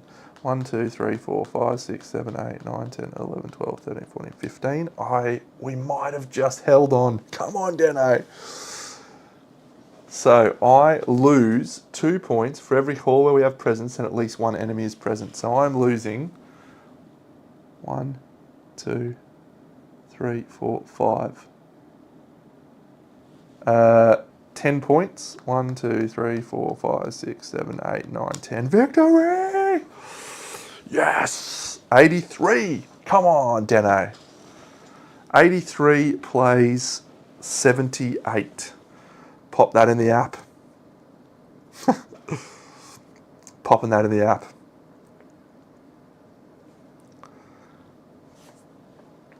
Yeah. Pretty awesome.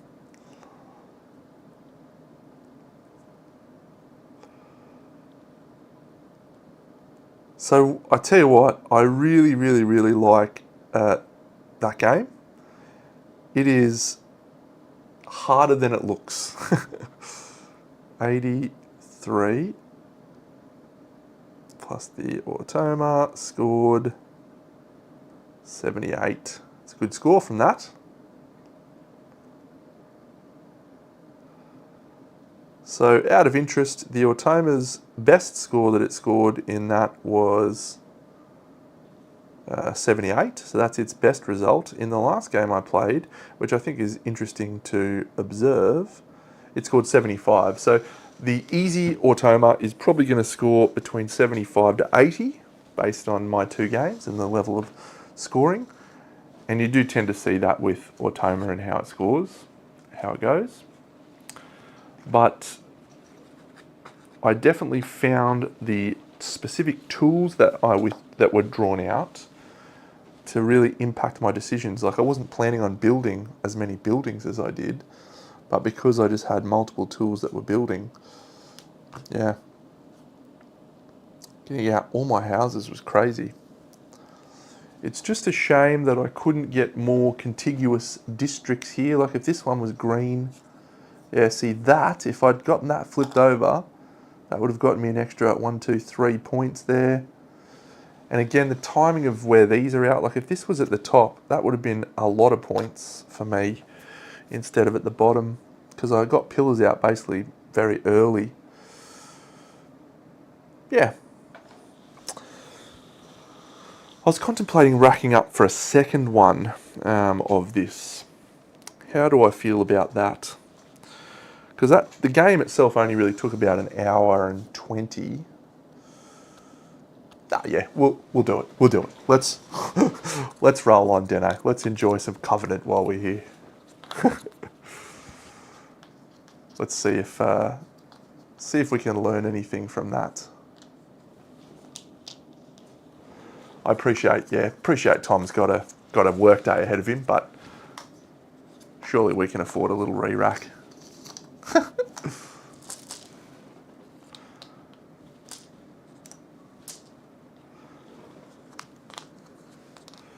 Cool, all right, well, we'll see if we can try a slightly different strategy this time. And see if we can approach the game in a different way. Yep, those can be the same. Oh, you're off today. Lucky man.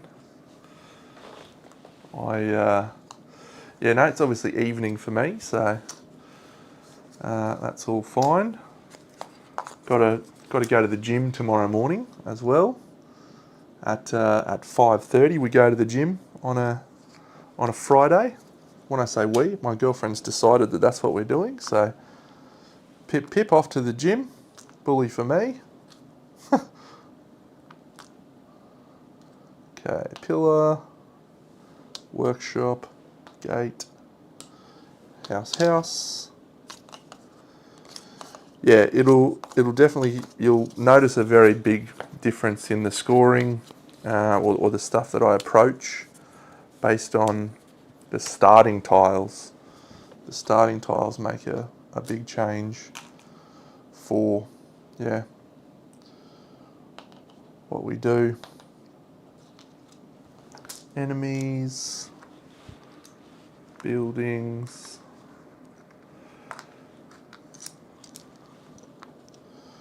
building house, one of those. No resources to start. That tile's not there. We've only got little level 1 dwarves. I missed my level 4 and 3 guys already. No. And traditions tiles gone. Alright. So let's go over here. Let's grab out from here these two for the starting traditions. Ooh, points there is interesting.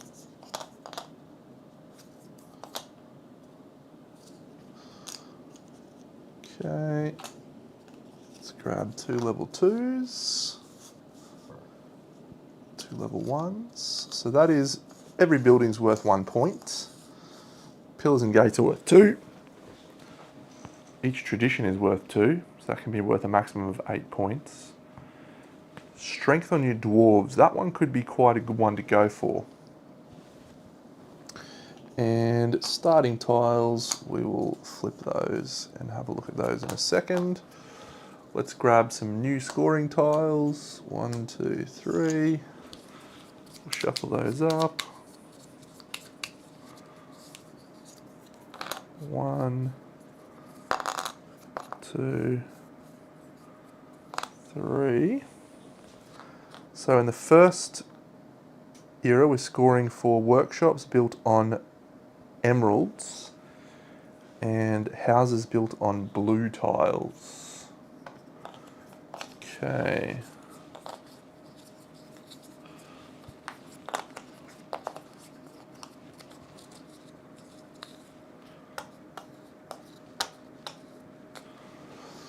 We'll just shuffle those a bit. 1, 2, 3. Ooh, no mithril to start so far. There it is.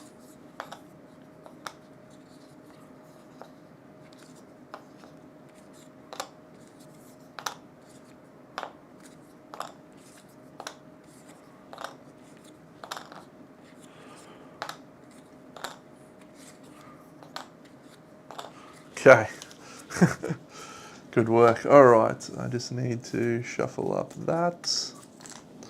And then I reckon we're about ready to go. We'll just reset that track, reset that track, reset our points at 5, reset the mining tracks done.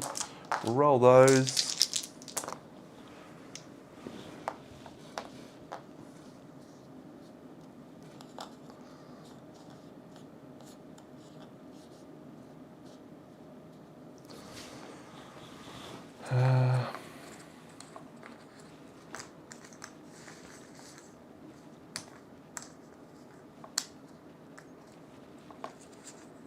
Ooh, nice. Well, mining is usually what I like to start with as an action. So, and then let's see what we get down here. We get a building, we get a delivery, we get a pickaxe, we get another building. Okay, well I'll probably take pickaxe this time. Let's see. Starting actions.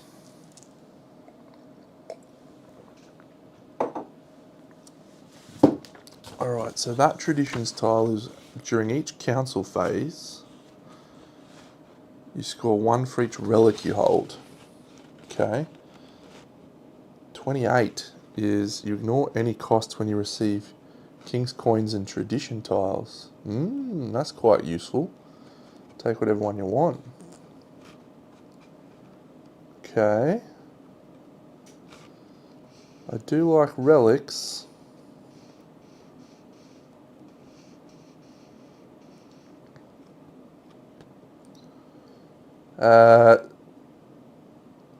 I do like traditions tiles as well.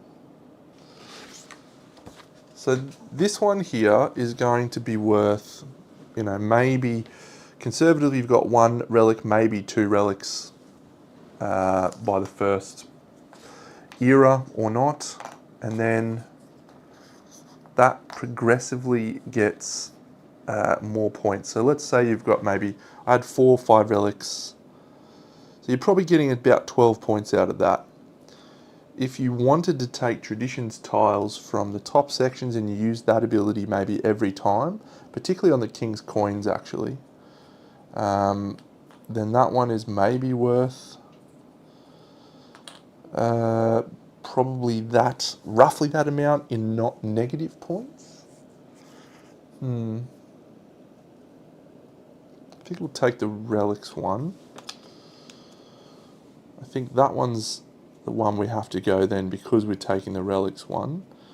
I decided we're going to take the strength one because I think we can get more than 8 points out of that, and that's a maximum of 8.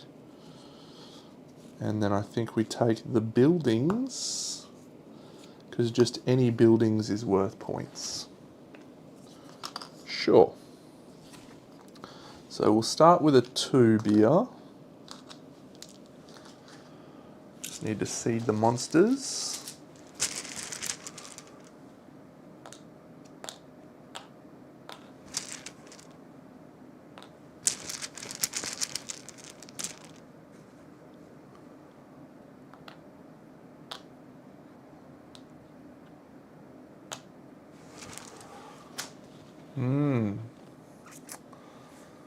So 2 beer, 2 up the mining track, a mithril and a copper. So that's going to allow us to thingy. So we're going to move up 1 there, and we're going to move up 1, 2 there.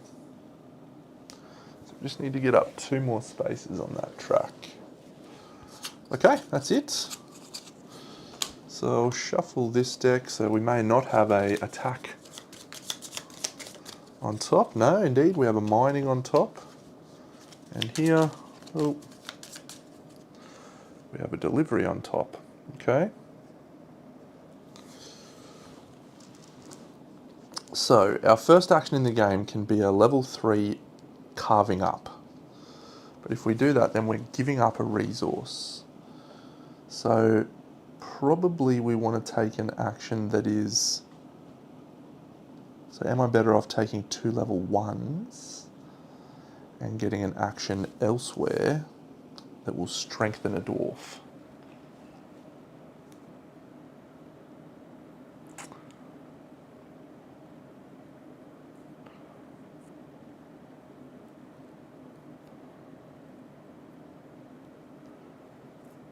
So when you do the building action, okay. Every time you build a pillar or a gate, you get a beer, and a move up the court track is pretty amazing.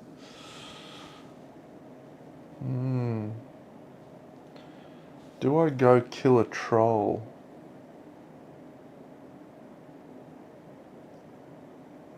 No, because then I deliver resources. Maybe I'm delivering resources first. If we take a 1 and a 1,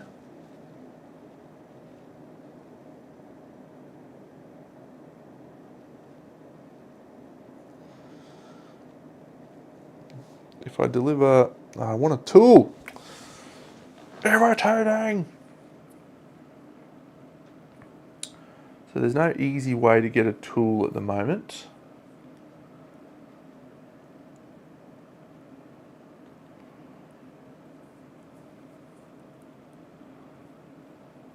Maybe I am going to go fight a troll. Go up the mining track and gain a mithril. Seems like a pretty good start. I need to put these down. Ooh, that jewel inlay is very tempting, actually. And that is inlay another jewel.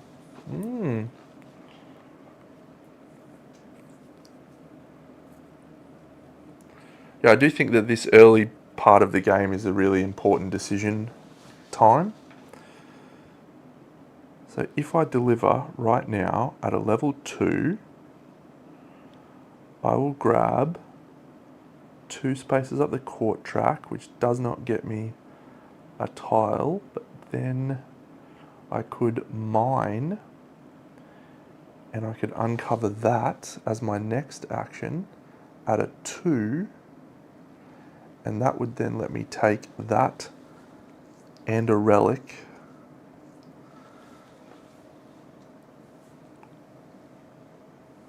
So if I deliver, I can deliver that and that. That'll get me 3 points. It'll unlock my pillar. Pillars being built on sand is worth 2 points at the end of the game. Not that exciting. So do I build a workshop as my first action instead? I cannot take any of those things. So no, we're not building a workshop. Okay, I'm taking a 1 and a 1 for my strength as opposed to 2 2s. I was 3 strength, wasn't I? No, 2. 1 and a 1. So I'm going to go deliver 2 resources using my delivery. And it's going to be these 2. 1, 2. I'm going to place those here on this one. That's going to get me 2 movements up this track. 1, 2. And it's going to get me 1, 2, 3 points. 1, 2, 3 points for delivering those resources for that and that. Excellent. That is my first action done. He is also, oh, and I get my thing. He is also going to deliver resources. Where are you going, buddy? He's going to go to location number 5. He's going to deliver here. What a chump. He gets that. He's going to get 3 movements up the track. 1, 2, 3. He's going to take a king's coin because he's an idiot. He's going to take that one up here. And he's going to place out mithril gold, and that's going to be 6 points for him. So yeah, that's just really nice stuff for us. 1, 2, 3, 4, 5, 6. And that's it. I know. And then he goes up that track again. 1, 2. Okay. Our action, we have to gain something here. So yeah, we're going to go mine at level 2. We're going to take these 2. So that is going to get us a brick. And what do we want our second one to be? A gold? No, we're actually going to take 2 bricks. Fine.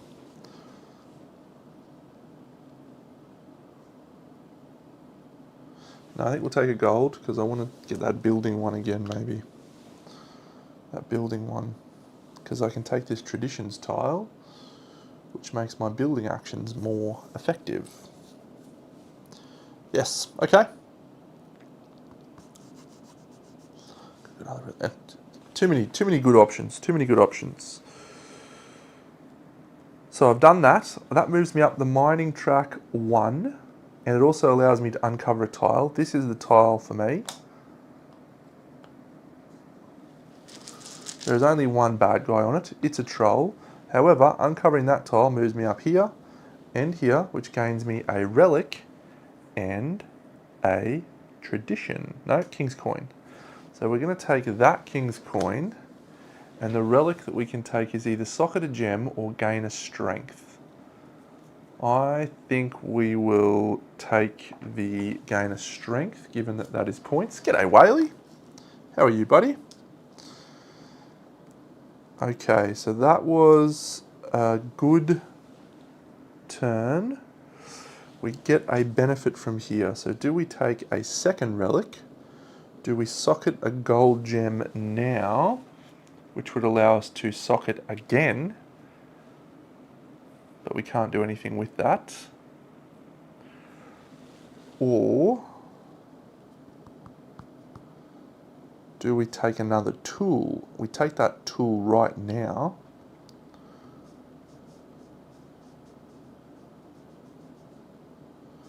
Or do we take the relic? No, I think we will take the tool. Let's take that tool. We're going to buy this tool. Wonderful, mate. Yeah, only 1 week away and we're going to be hanging out again. How exciting is that?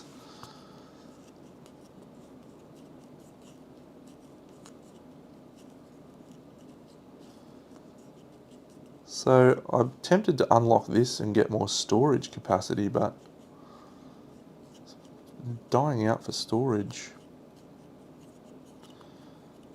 Take that, we can gain the tradition, which would be the building bonus one. So let's do that. We're going to place that there. That's going to move us up this track. 1, 2. That's going to gain us a tradition tile. We're going to take that one. And those will slide down. These will slide across.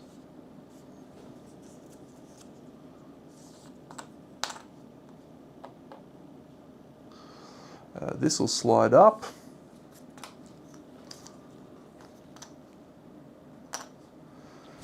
And I think that's it for my turn there. That was a good turn from the big dog. We had to buy that tool, so we did that.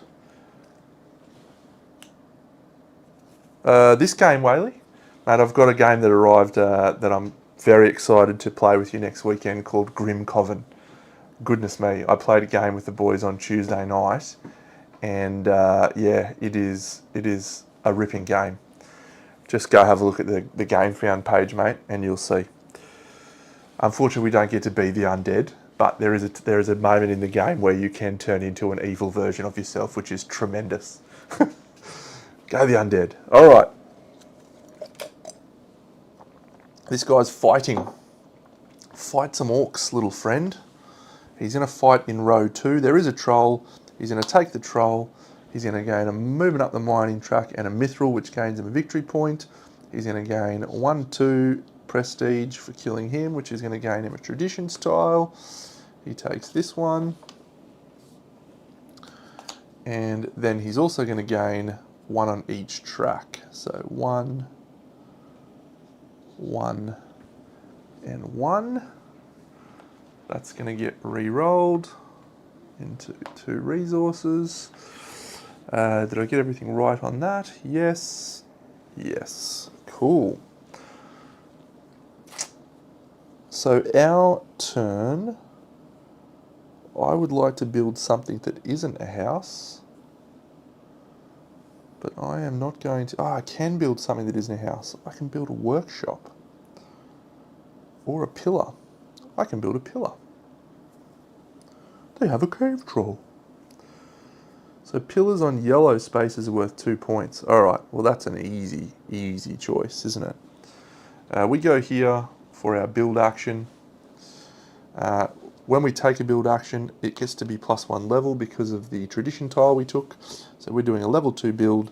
That is going to allow us to build this pillar. We're going to build the pillar right in the center of these 3 locations. That is going to move us up each track 1 space because we've built a pillar.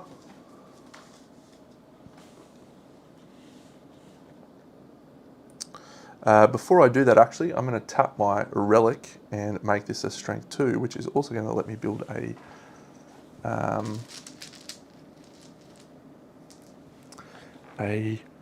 building, a house. So 1, 1, and 1. So I get to move up this track once,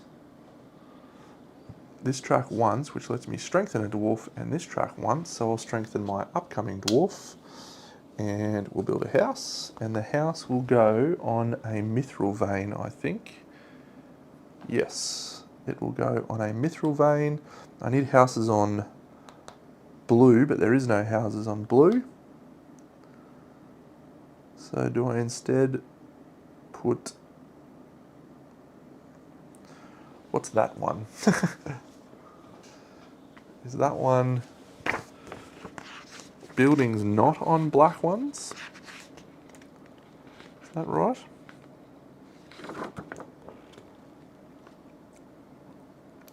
You gain 2 for each different type of building that you have built in the halls of the mountain. Okay. Each different type of building. Yeah, that's fine. So that gets points on blue. We don't care about that, so let's go and gain a mithril. Yep. So that's a good build for us. And we strengthened another dwarf. Cool. Okay. Our friend here is going to build a building. He's going to build his pillar. It's going to go in location 4. It cannot go in location 4, so it's going to go in 2. It can go in 2. It goes right there, and that's it. Then it's going to gain 2 gold and 1 of those. So that's going to move him up the mining track once and the prestige track twice. So 1, 2, that gains him a point for that, and 1 there. That's for building that, and then he's going to also place out a house. Where's his house going? In row 3. There's his house right there.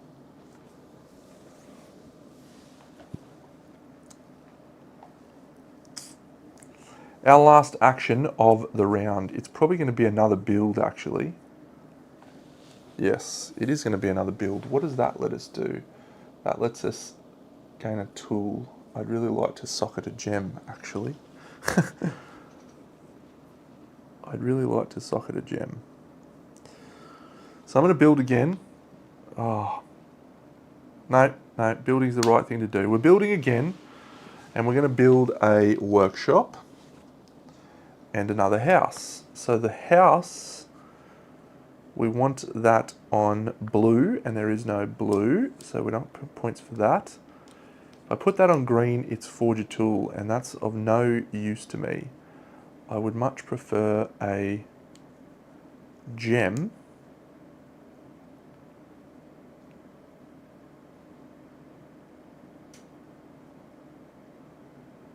And I could, yeah, so I'm going to build a house here. And I'm going to build, no, I'm going to build a house. Build that there. Oh, this is bad. Yeah, maybe instead of that house there, I'll actually go up here so I can take that option. Yeah, that's better. And there. Yeah, okay. So that's going to get me, instead of a mithril, it's going to get me an emerald, and it's going to get me a gold for building the house then. And then I also get to socket a gem and purchase a tool. I'm only going to socket a gem. The gem that I'm going to socket is this gold one here, which allows me to also socket another gem. And I'm going to spend the green one, that is do a delivery. I don't want to do a delivery. I'm actually just going to gain a resource, and I will place it on there. That's going to be worth 5 points. 1, 2, 3, 4, 5 for socketing those gems. And it's not going to get me any points, but that's fine.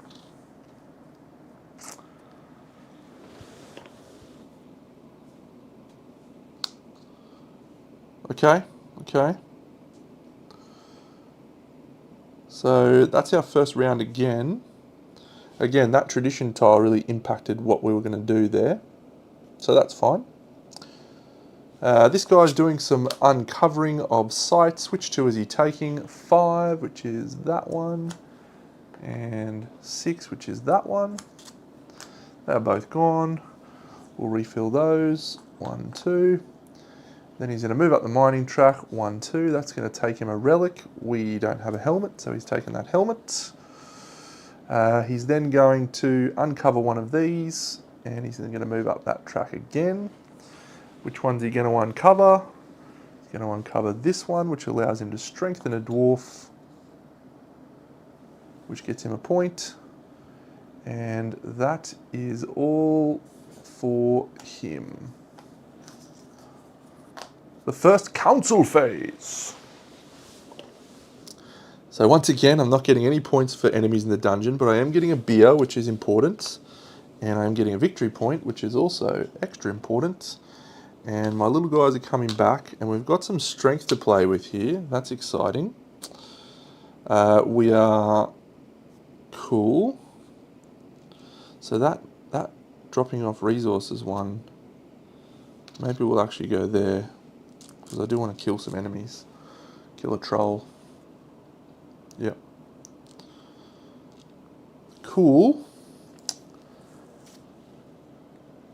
So in the council phase, we score return your dwarves, collect rewards from king's coins, done, and then check how many enemies, and we gain projectiles. So we're actually not scoring anything for the projectile in that first era, which is a shame, but it is what it is. The bad guys, they're going to get 1 point for their guy in the dungeon, and they're going to score 2 points for their buildings on the board. We'll shuffle those up. And now it's our turn. And I think we're going to kill a troll with our troll slayer. Or am I going to uncover? Am I going to pickaxe my way to victory again?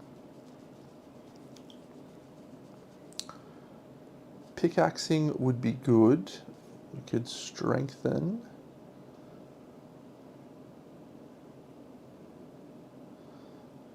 That'll get me a tool, or the resources I need for a tool, as well as another resource for socketing a gem. Yeah, so we're going to send our little dwarf, our level 2 dwarf, down here to fight. Fight the trolls. So we're going to take a troll out. Yep.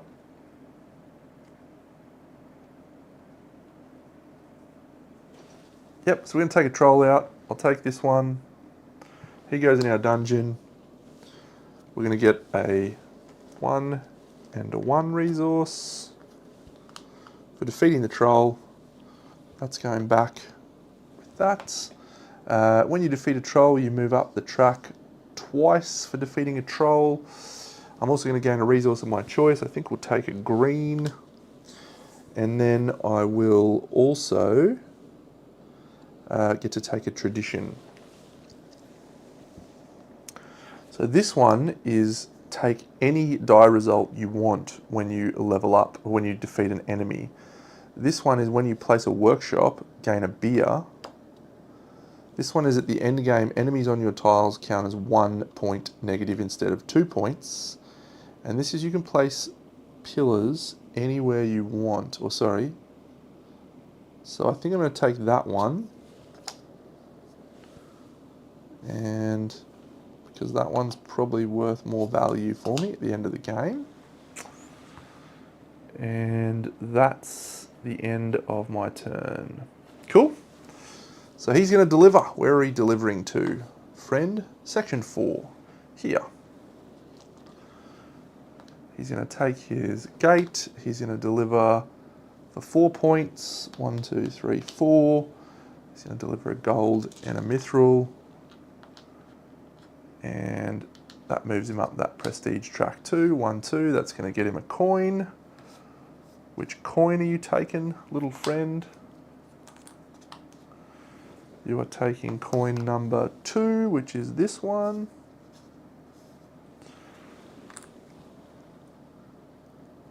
So that one goes there.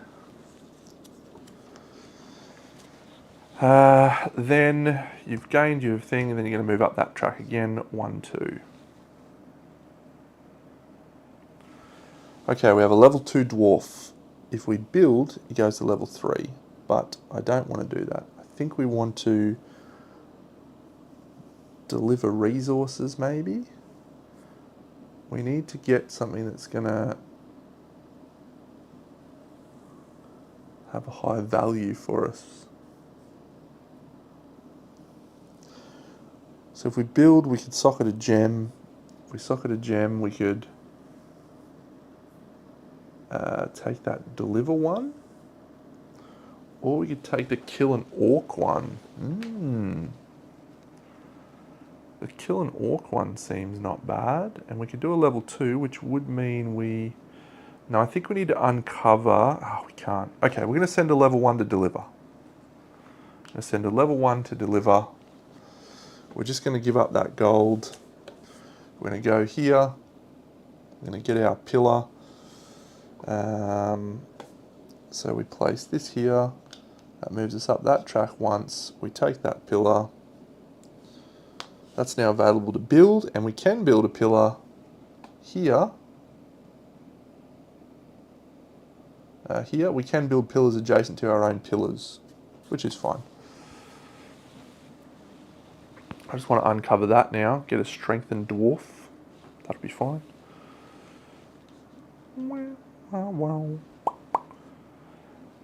And why did I think I could socket a gem doing that? No, I need to go there to build to socket a gem. Excellent, okay. So we've just delivered, we've gained that, we've moved up there. I place out this on the gold. Did I gain my 2 points? I don't think so. If I did, it'll be on record forever. This guy's building, he's building his gate and he's going at location 5. He can't build at location 5. He's instead going to build at location 1. He can't build at location 1. He can build at location 3. He is going to go here across there. So when he builds a gate, he gets victory points. He's going to get 3 victory points for that. 1, 2, 3. And then he's going to also place out a house, and that house is going to go on 6, row 6, which is going to go right there.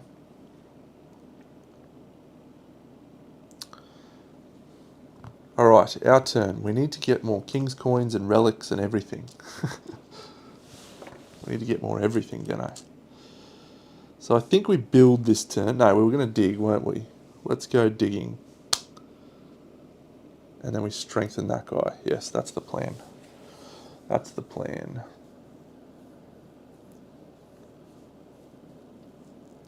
So we're digging for 2. So we'll take a mithril and a gold from these 2 tiles. That is going to move us up the track once. And we get to uncover one of these tiles. I'm going to uncover this. We're going to strengthen a dwarf. Remember, that's end game points for us, so that's good. There's 2 enemies there. That's less good. And the dwarf strengthening that we do will level him up to a level 2. I'm going to build there. What are we building? Probably just build that. Workshop, maybe?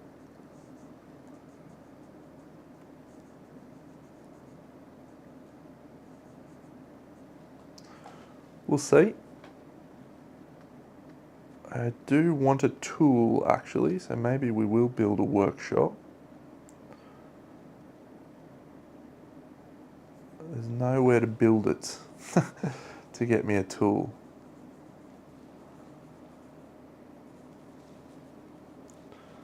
But we can socket a gem, which can kill an orc, which will get us a victory point and a beer. Okay. Okay.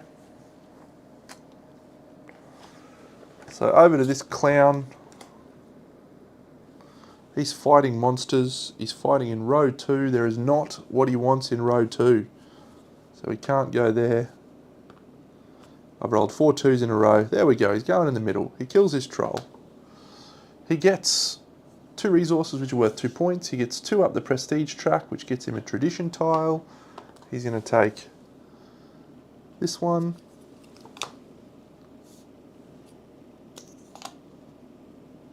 And then he's also going to gain, that's going to get re-rolled. He's going to move up each track once. 1, 2, which gets him another victory point. 3, and that's it for his action. These all slide down. 1 and 1. So I'm going to build, it's going to be a level 3 build. I'm going to build that here. I don't have a house I can build, so I won't be able to build there, but that's going to move me up all tracks. It's going to move me up the mining track twice and the court track once. So the court track once, the mining track twice, 1, 2. I'd really like to get that mining relic. So he's going to take that shield, that's nice.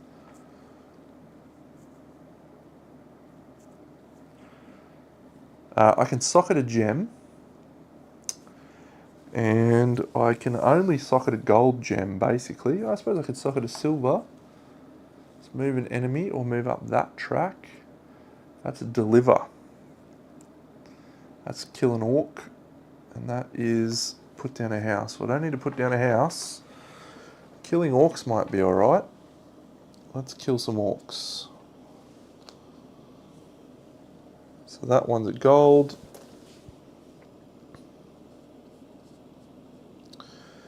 And when you gain that, you get 2 points. 1, 2. We replace that one. And that's it for era 2. I'm 1 away from a king's coin. I'm 1 away from a relic. Bit annoying, but at least we're scoring some points for enemies this turn. Oh yeah, and I want a tool as well.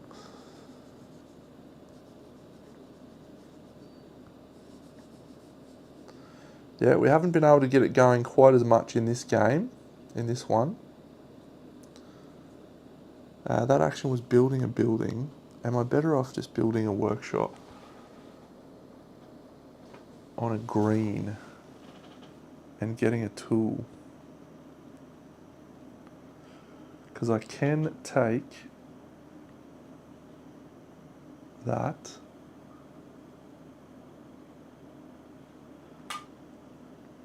Could take a tool. Yep.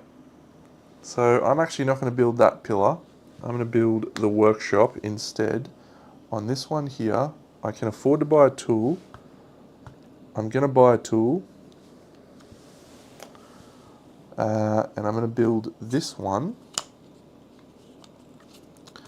And I am going to take one of these things. One of these actions. I think it's going to be this one. So that allows me to deliver to the king's throne room. I'm going to send my mithril up there. That's going to be worth 6 points, but it's worth 2 points now. And I am also going to move up this track twice, and that's going to get me one of those, which I'm going to take here. And that is going to move me up the mining track, which is going to get me the relic. But I could also take a relic right now. And I will take a relic right now, which will be this ring.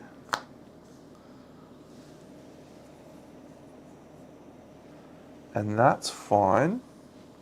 Ooh, this is a good chain of events, Deno. You've done outstanding work here. So that's going to be very good for me. So I've taken the relic. I'm going to get to take another relic next turn. Okay. That was a good choice, I think.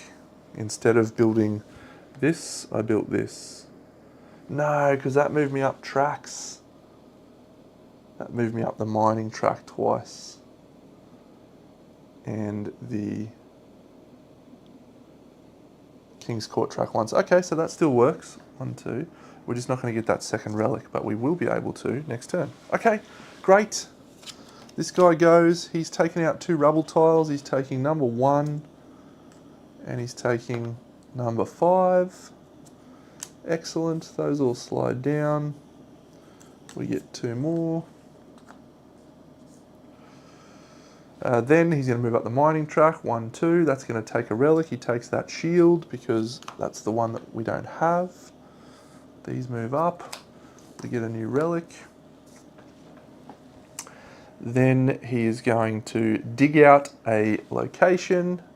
He's going to move up that again twice. The location he's going to dig out is 3. So it's going to be that one. So he's going to move up the prestige track and the dig track. There's going to be 2 enemies on that. 1, 2.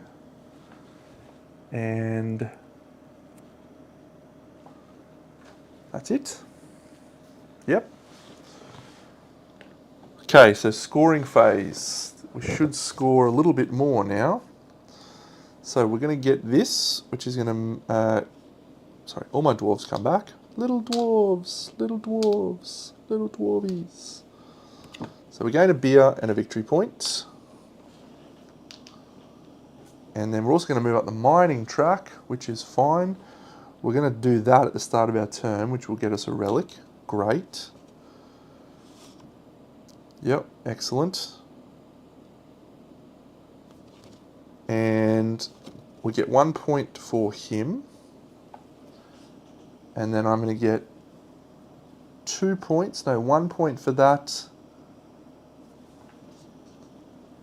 And this one is 2 points for each different building type you have. I have 3, so I'm getting 6 points for that. 4, 5, 6. He's scoring 1, 2 plus 1, 2, 3, 4. And that's it. So what is my first action? It's probably uncovering, isn't it? Yes. Yes, it is. So we're going to go digging at power 3. Okay, so this is going to be a good action for us. Digging at level 3. We'll take this. We'll take this and this. That's number 1. When we dig at level 3, we get to move up 2 spaces on the mining track. 1, 2. That gets us a relic. We will take this relic right here. Then we're going to use the relic that we got at the end of our turn, that one. We'll do that in a second. So we've moved up the mining track. We now get to uncover one of these. I'm going to uncover this King's Coin, which has an enemy. The King's Coin that we're going to take is this one to go up that track. That's going to allow us to strengthen a dwarf. We'll take a level 3.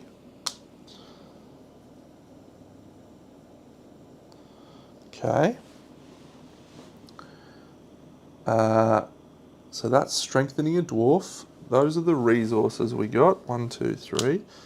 But then, when we use this action, we also get to kill an orc. So killing an orc gets us a beer. And gets us 1 victory point. And we'll take this orc. And we get to go up the prestige track once. So we've done that. And then I think we go up the prestige track again. 2, which will let us strengthen another dwarf.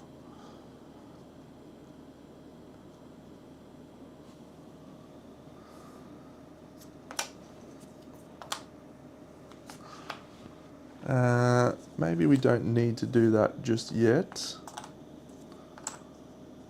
Still got 1 resource to decide on. It's probably... What do I want to gain?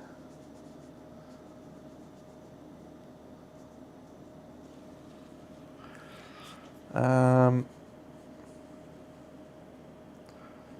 could just take a gold, I suppose. Look for an inlaid jewel. Yeah, I think I'll take a gold. There. And then I'm going to tap this to move up a track. And I'm going to move up this track twice. 1, 2. That's going to let me strengthen a dwarf.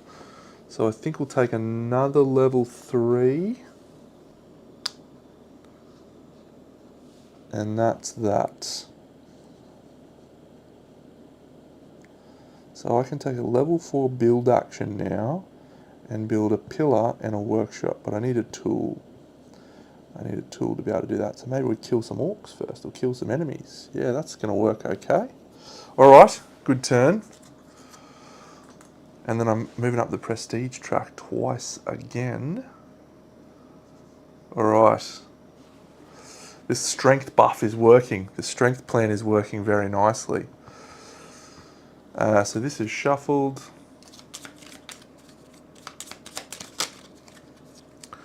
So he's building to start us off. Can't build that, can't build that, can't build that. So he's going to build a workshop. Where's he going to build the workshop? It's going to go in row 6. He can't build in row 6. He'll go in row 5. He can build there. He'll build there. When you build a workshop on a mithril, you're going to socket a gem. So he's going to socket a gem. It's going to be this one. He just gets points for that. And he gets 1, 2, 3. I'll double check that actually. And he's also going to gain a tool, which will be the top card. And that will go over here. However, he's not going to get to use that. Let's just double check that when he sockets a gem, does he score the points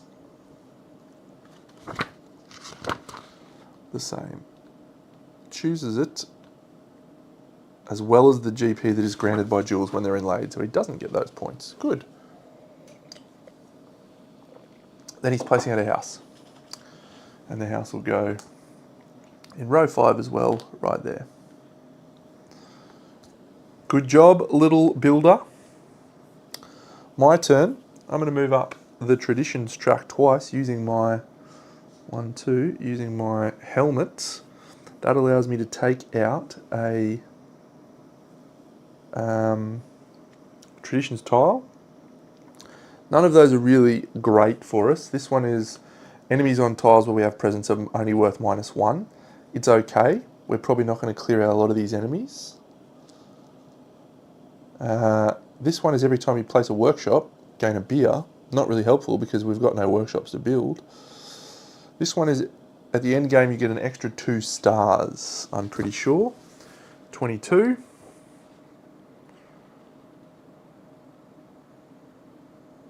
Yeah.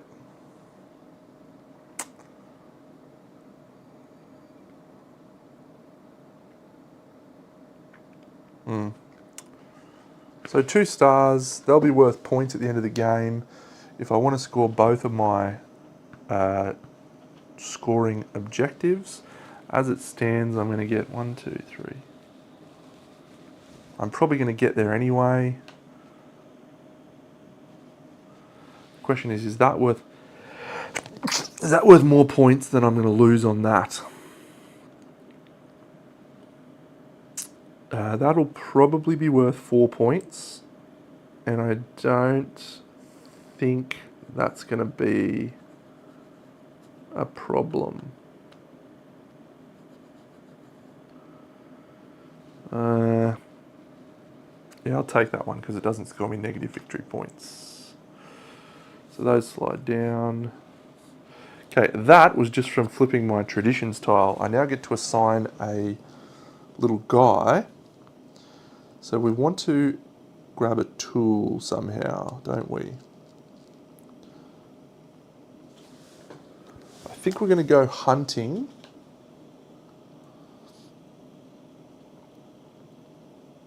Yep, let's go hunting. We're going to do that at power 4.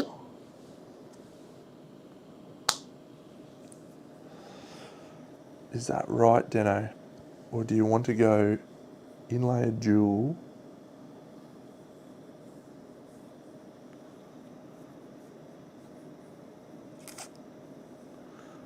It's going to let us strengthen another dwarf.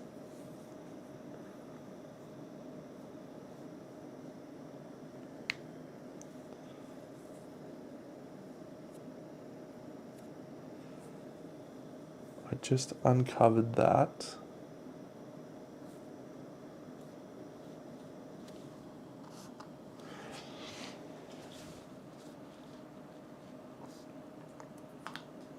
Ah, tough call, man. Tough call.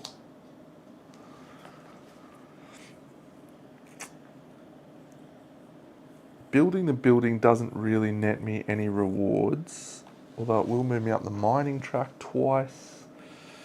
Yeah, don't need that as much right now. And the court track once. If I go hunting, I'm guaranteed to get stuff. Whatever I do, I need to get a tool. So can I get a tool? I can by pickaxing again, but that would be a very poor action at this point in time. So do I deliver goods, and then I could take a level 5 build, which would let me build a gate and a pillar? Maybe we do that. That'll move me up that track twice.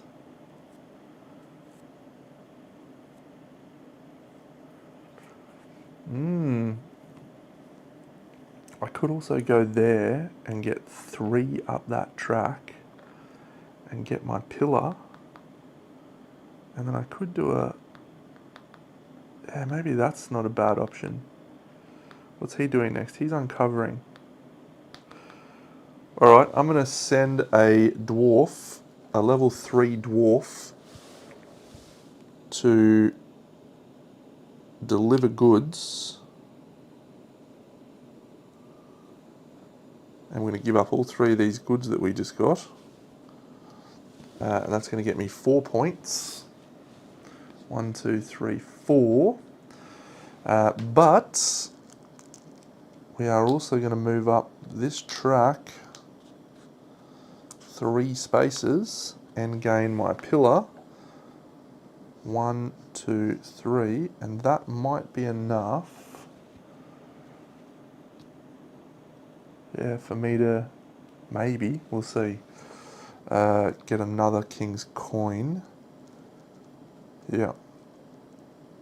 Okay, that could be fine. Our turn, or his turn rather, he's going to dig out. He's going to take that. It's worth nothing to him. He's going to dig out that one. 1, 2.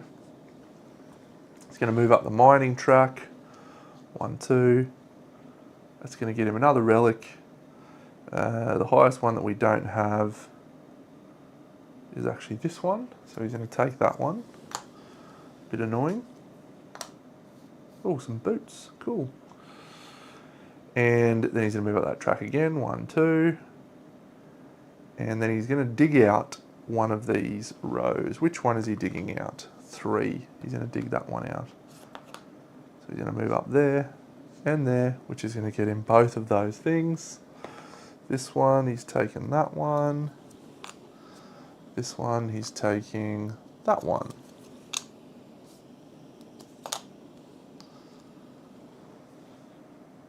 All right, I wish he'd unblocked this one instead, but it is what it is. So our second to last game, our second to last turn. So I do want to kill an orc. That will let me level up my guy for the last time, as well as move up the mining track. Or do I go dig now? That'll let me socket a gem.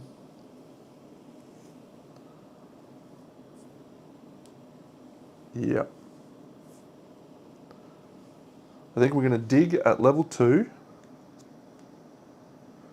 Down here. Digging at level 2. Yes. Okay. So we're going to take a mithril, and we're going to take any resource we want. I'll think about that, but it's probably going to be a gold.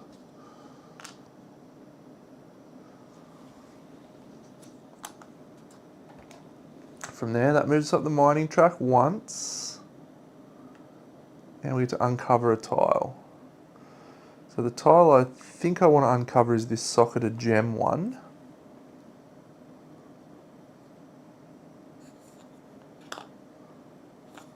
Okay. So 2 enemies, 1, 2. Socketed gem. We're going to take this one. Cost us the mithril that we just gained, but we're going to place it on the section that we're on. That's going to level us up and let us level up our dwarf to level 4. Let's go! Yes. Yes, that's the ticket. That is the ticket. So, and that... So that's it. Our second to last turn is done. This guy's delivering. Where is he delivering? To 4. He has already delivered to 4. To 2. He's delivering up here. So he's going to deliver 1 good. That's going to get him 2 points because it's going to be a mithril. It's going to unlock his gate. And he gets 1 point up this track. And he's going to get 2 points up that track. And that's it for him.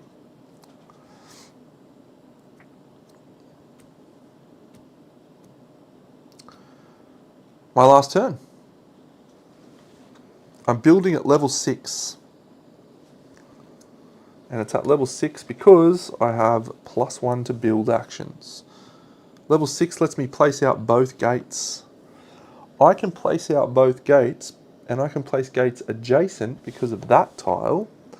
So this one here is going to get me to move up the mining track twice, 1, 2, and to move up the King's Court track once. So I'll do that.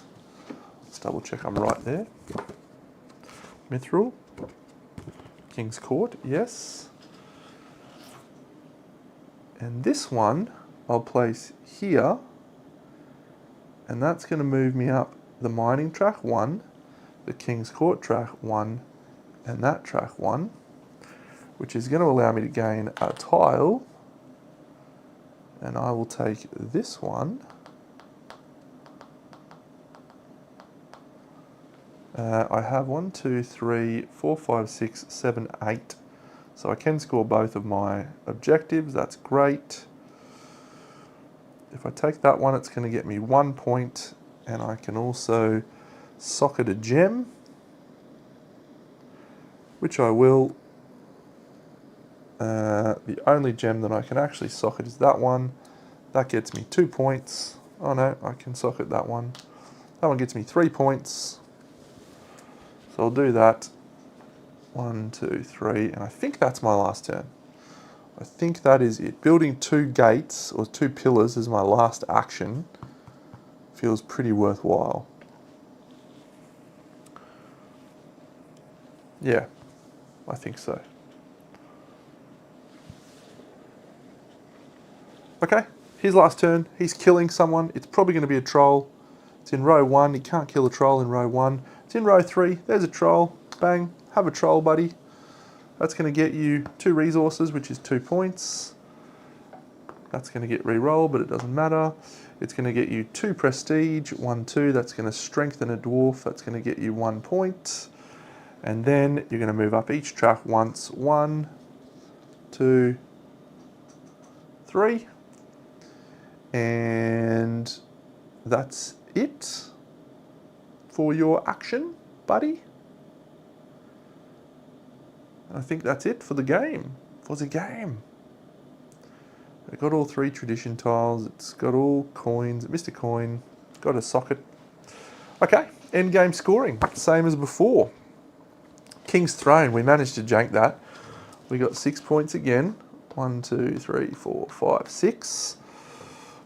Achievements. So I have reached... Oh, sorry. We do a final era scoring. Final era. So that's 2 victory points for me, 1, 2, plus a movement up that track, plus a movement up the mining track, and a beer. My dwarves come home. Yay, little dwarvies. I've got 2 points for dwarves there, and I'll do he's got 3 points, 1, 2, 3, and he's getting double the number of points for 1, 2, 3, 4, 5, 6. He's getting 12 points. Great. And I'm going to score these ones here. So this one, for every workshop you have on a green, I have 1 workshop on a green. That's going to get me 1 point. For each different building type, I've got 3 different building types. That's 6. 1, 2, 3, 4, 5, 6. And then for each gate I have on a yellow space, 1, 2, 3, 4, 5, 6, 7, 8, 9, 10. 1, 2, 3, 4, 5, 6, 7, 8, 9, 10. So that's the end game scoring stuff. So now I get my King's Throne. Achievements, I have 1, 2, 3, 4, 5, 6, 7, 8, 9. So that means I get 2 points for achieving 9 achievement stars. I get to score both of my objectives. So total strength of my dwarves is 10. So that's 10 points. 1, 2, 3, 4, 5, 6, 7, 8, 9, 10. 76. And this one is total buildings out. I have 1, 2, 3, 4, 5, 6, 7. 1, 2, 3, 4, 5, 6, 7. So that's 83. And tools. So this one, for each relic I get 1 point. So that's 3. 1, 2, 3. And this is each different district that I have. 1, 2, 3, 4, 5, 6 points for that. 1, 2, 3, 4, 5, 6. And I'm also going to have to give myself a point for a relic in the first turn. 3 points for relics in the next turn. 1, 2, 3. And 3 in the last turn. 1, 2, 3. So we're at 99, but we are going to lose points. So even with our support and our resources, we wouldn't get over there. Damn, I would like to crack 100. Okay, the bad guys, they're scoring 1, 2, 3, 4, 5, 6, 7, 8, 9, 10 points for that. And they're also scoring for tools. They've got 5, 6, 7, 8, 9, 10, 11, 12, 13, 14. 1, 2, 3, 4, 5, 6, 7, 8, 9, 10, 11, 12, 13, 14. Plus no resources delivered. So it's finished on 76. And I am going to lose points for 1, 2, 3, 4, 5, 6. I'm going to lose 6 points. 1, 2, 3, 4, 5, 6. So 93 is our score. GG. Yeah, so that was quite quick, that second game. Only went for about an hour. Yeah, fun little game. Lots to keep track of. Looking out for those chaining actions. Recall does a really great thing. It gives you a little token to mark when you've done a little thing. And I think that's a really worthwhile thing.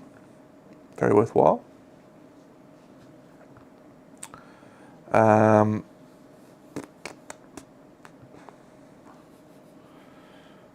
But yeah, I would say this is thematically, I feel like this really sings, and you do feel like you're doing the things, which is sometimes not the case for Euros. You know, sometimes you're like, oh, I'm just moving up a track and spending chits and doing stuff like that. But this one, you definitely feel like you are slaying monsters and building the halls as you're uncovering things. So that's a nice thematic tie-in.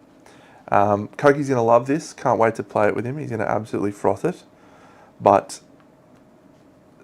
it's a difficult teach.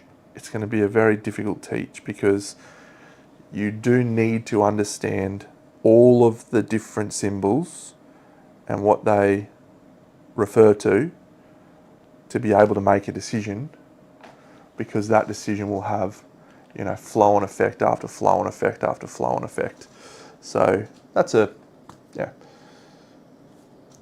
not a problem for my group, but certainly would be a problem for other groups, I would think.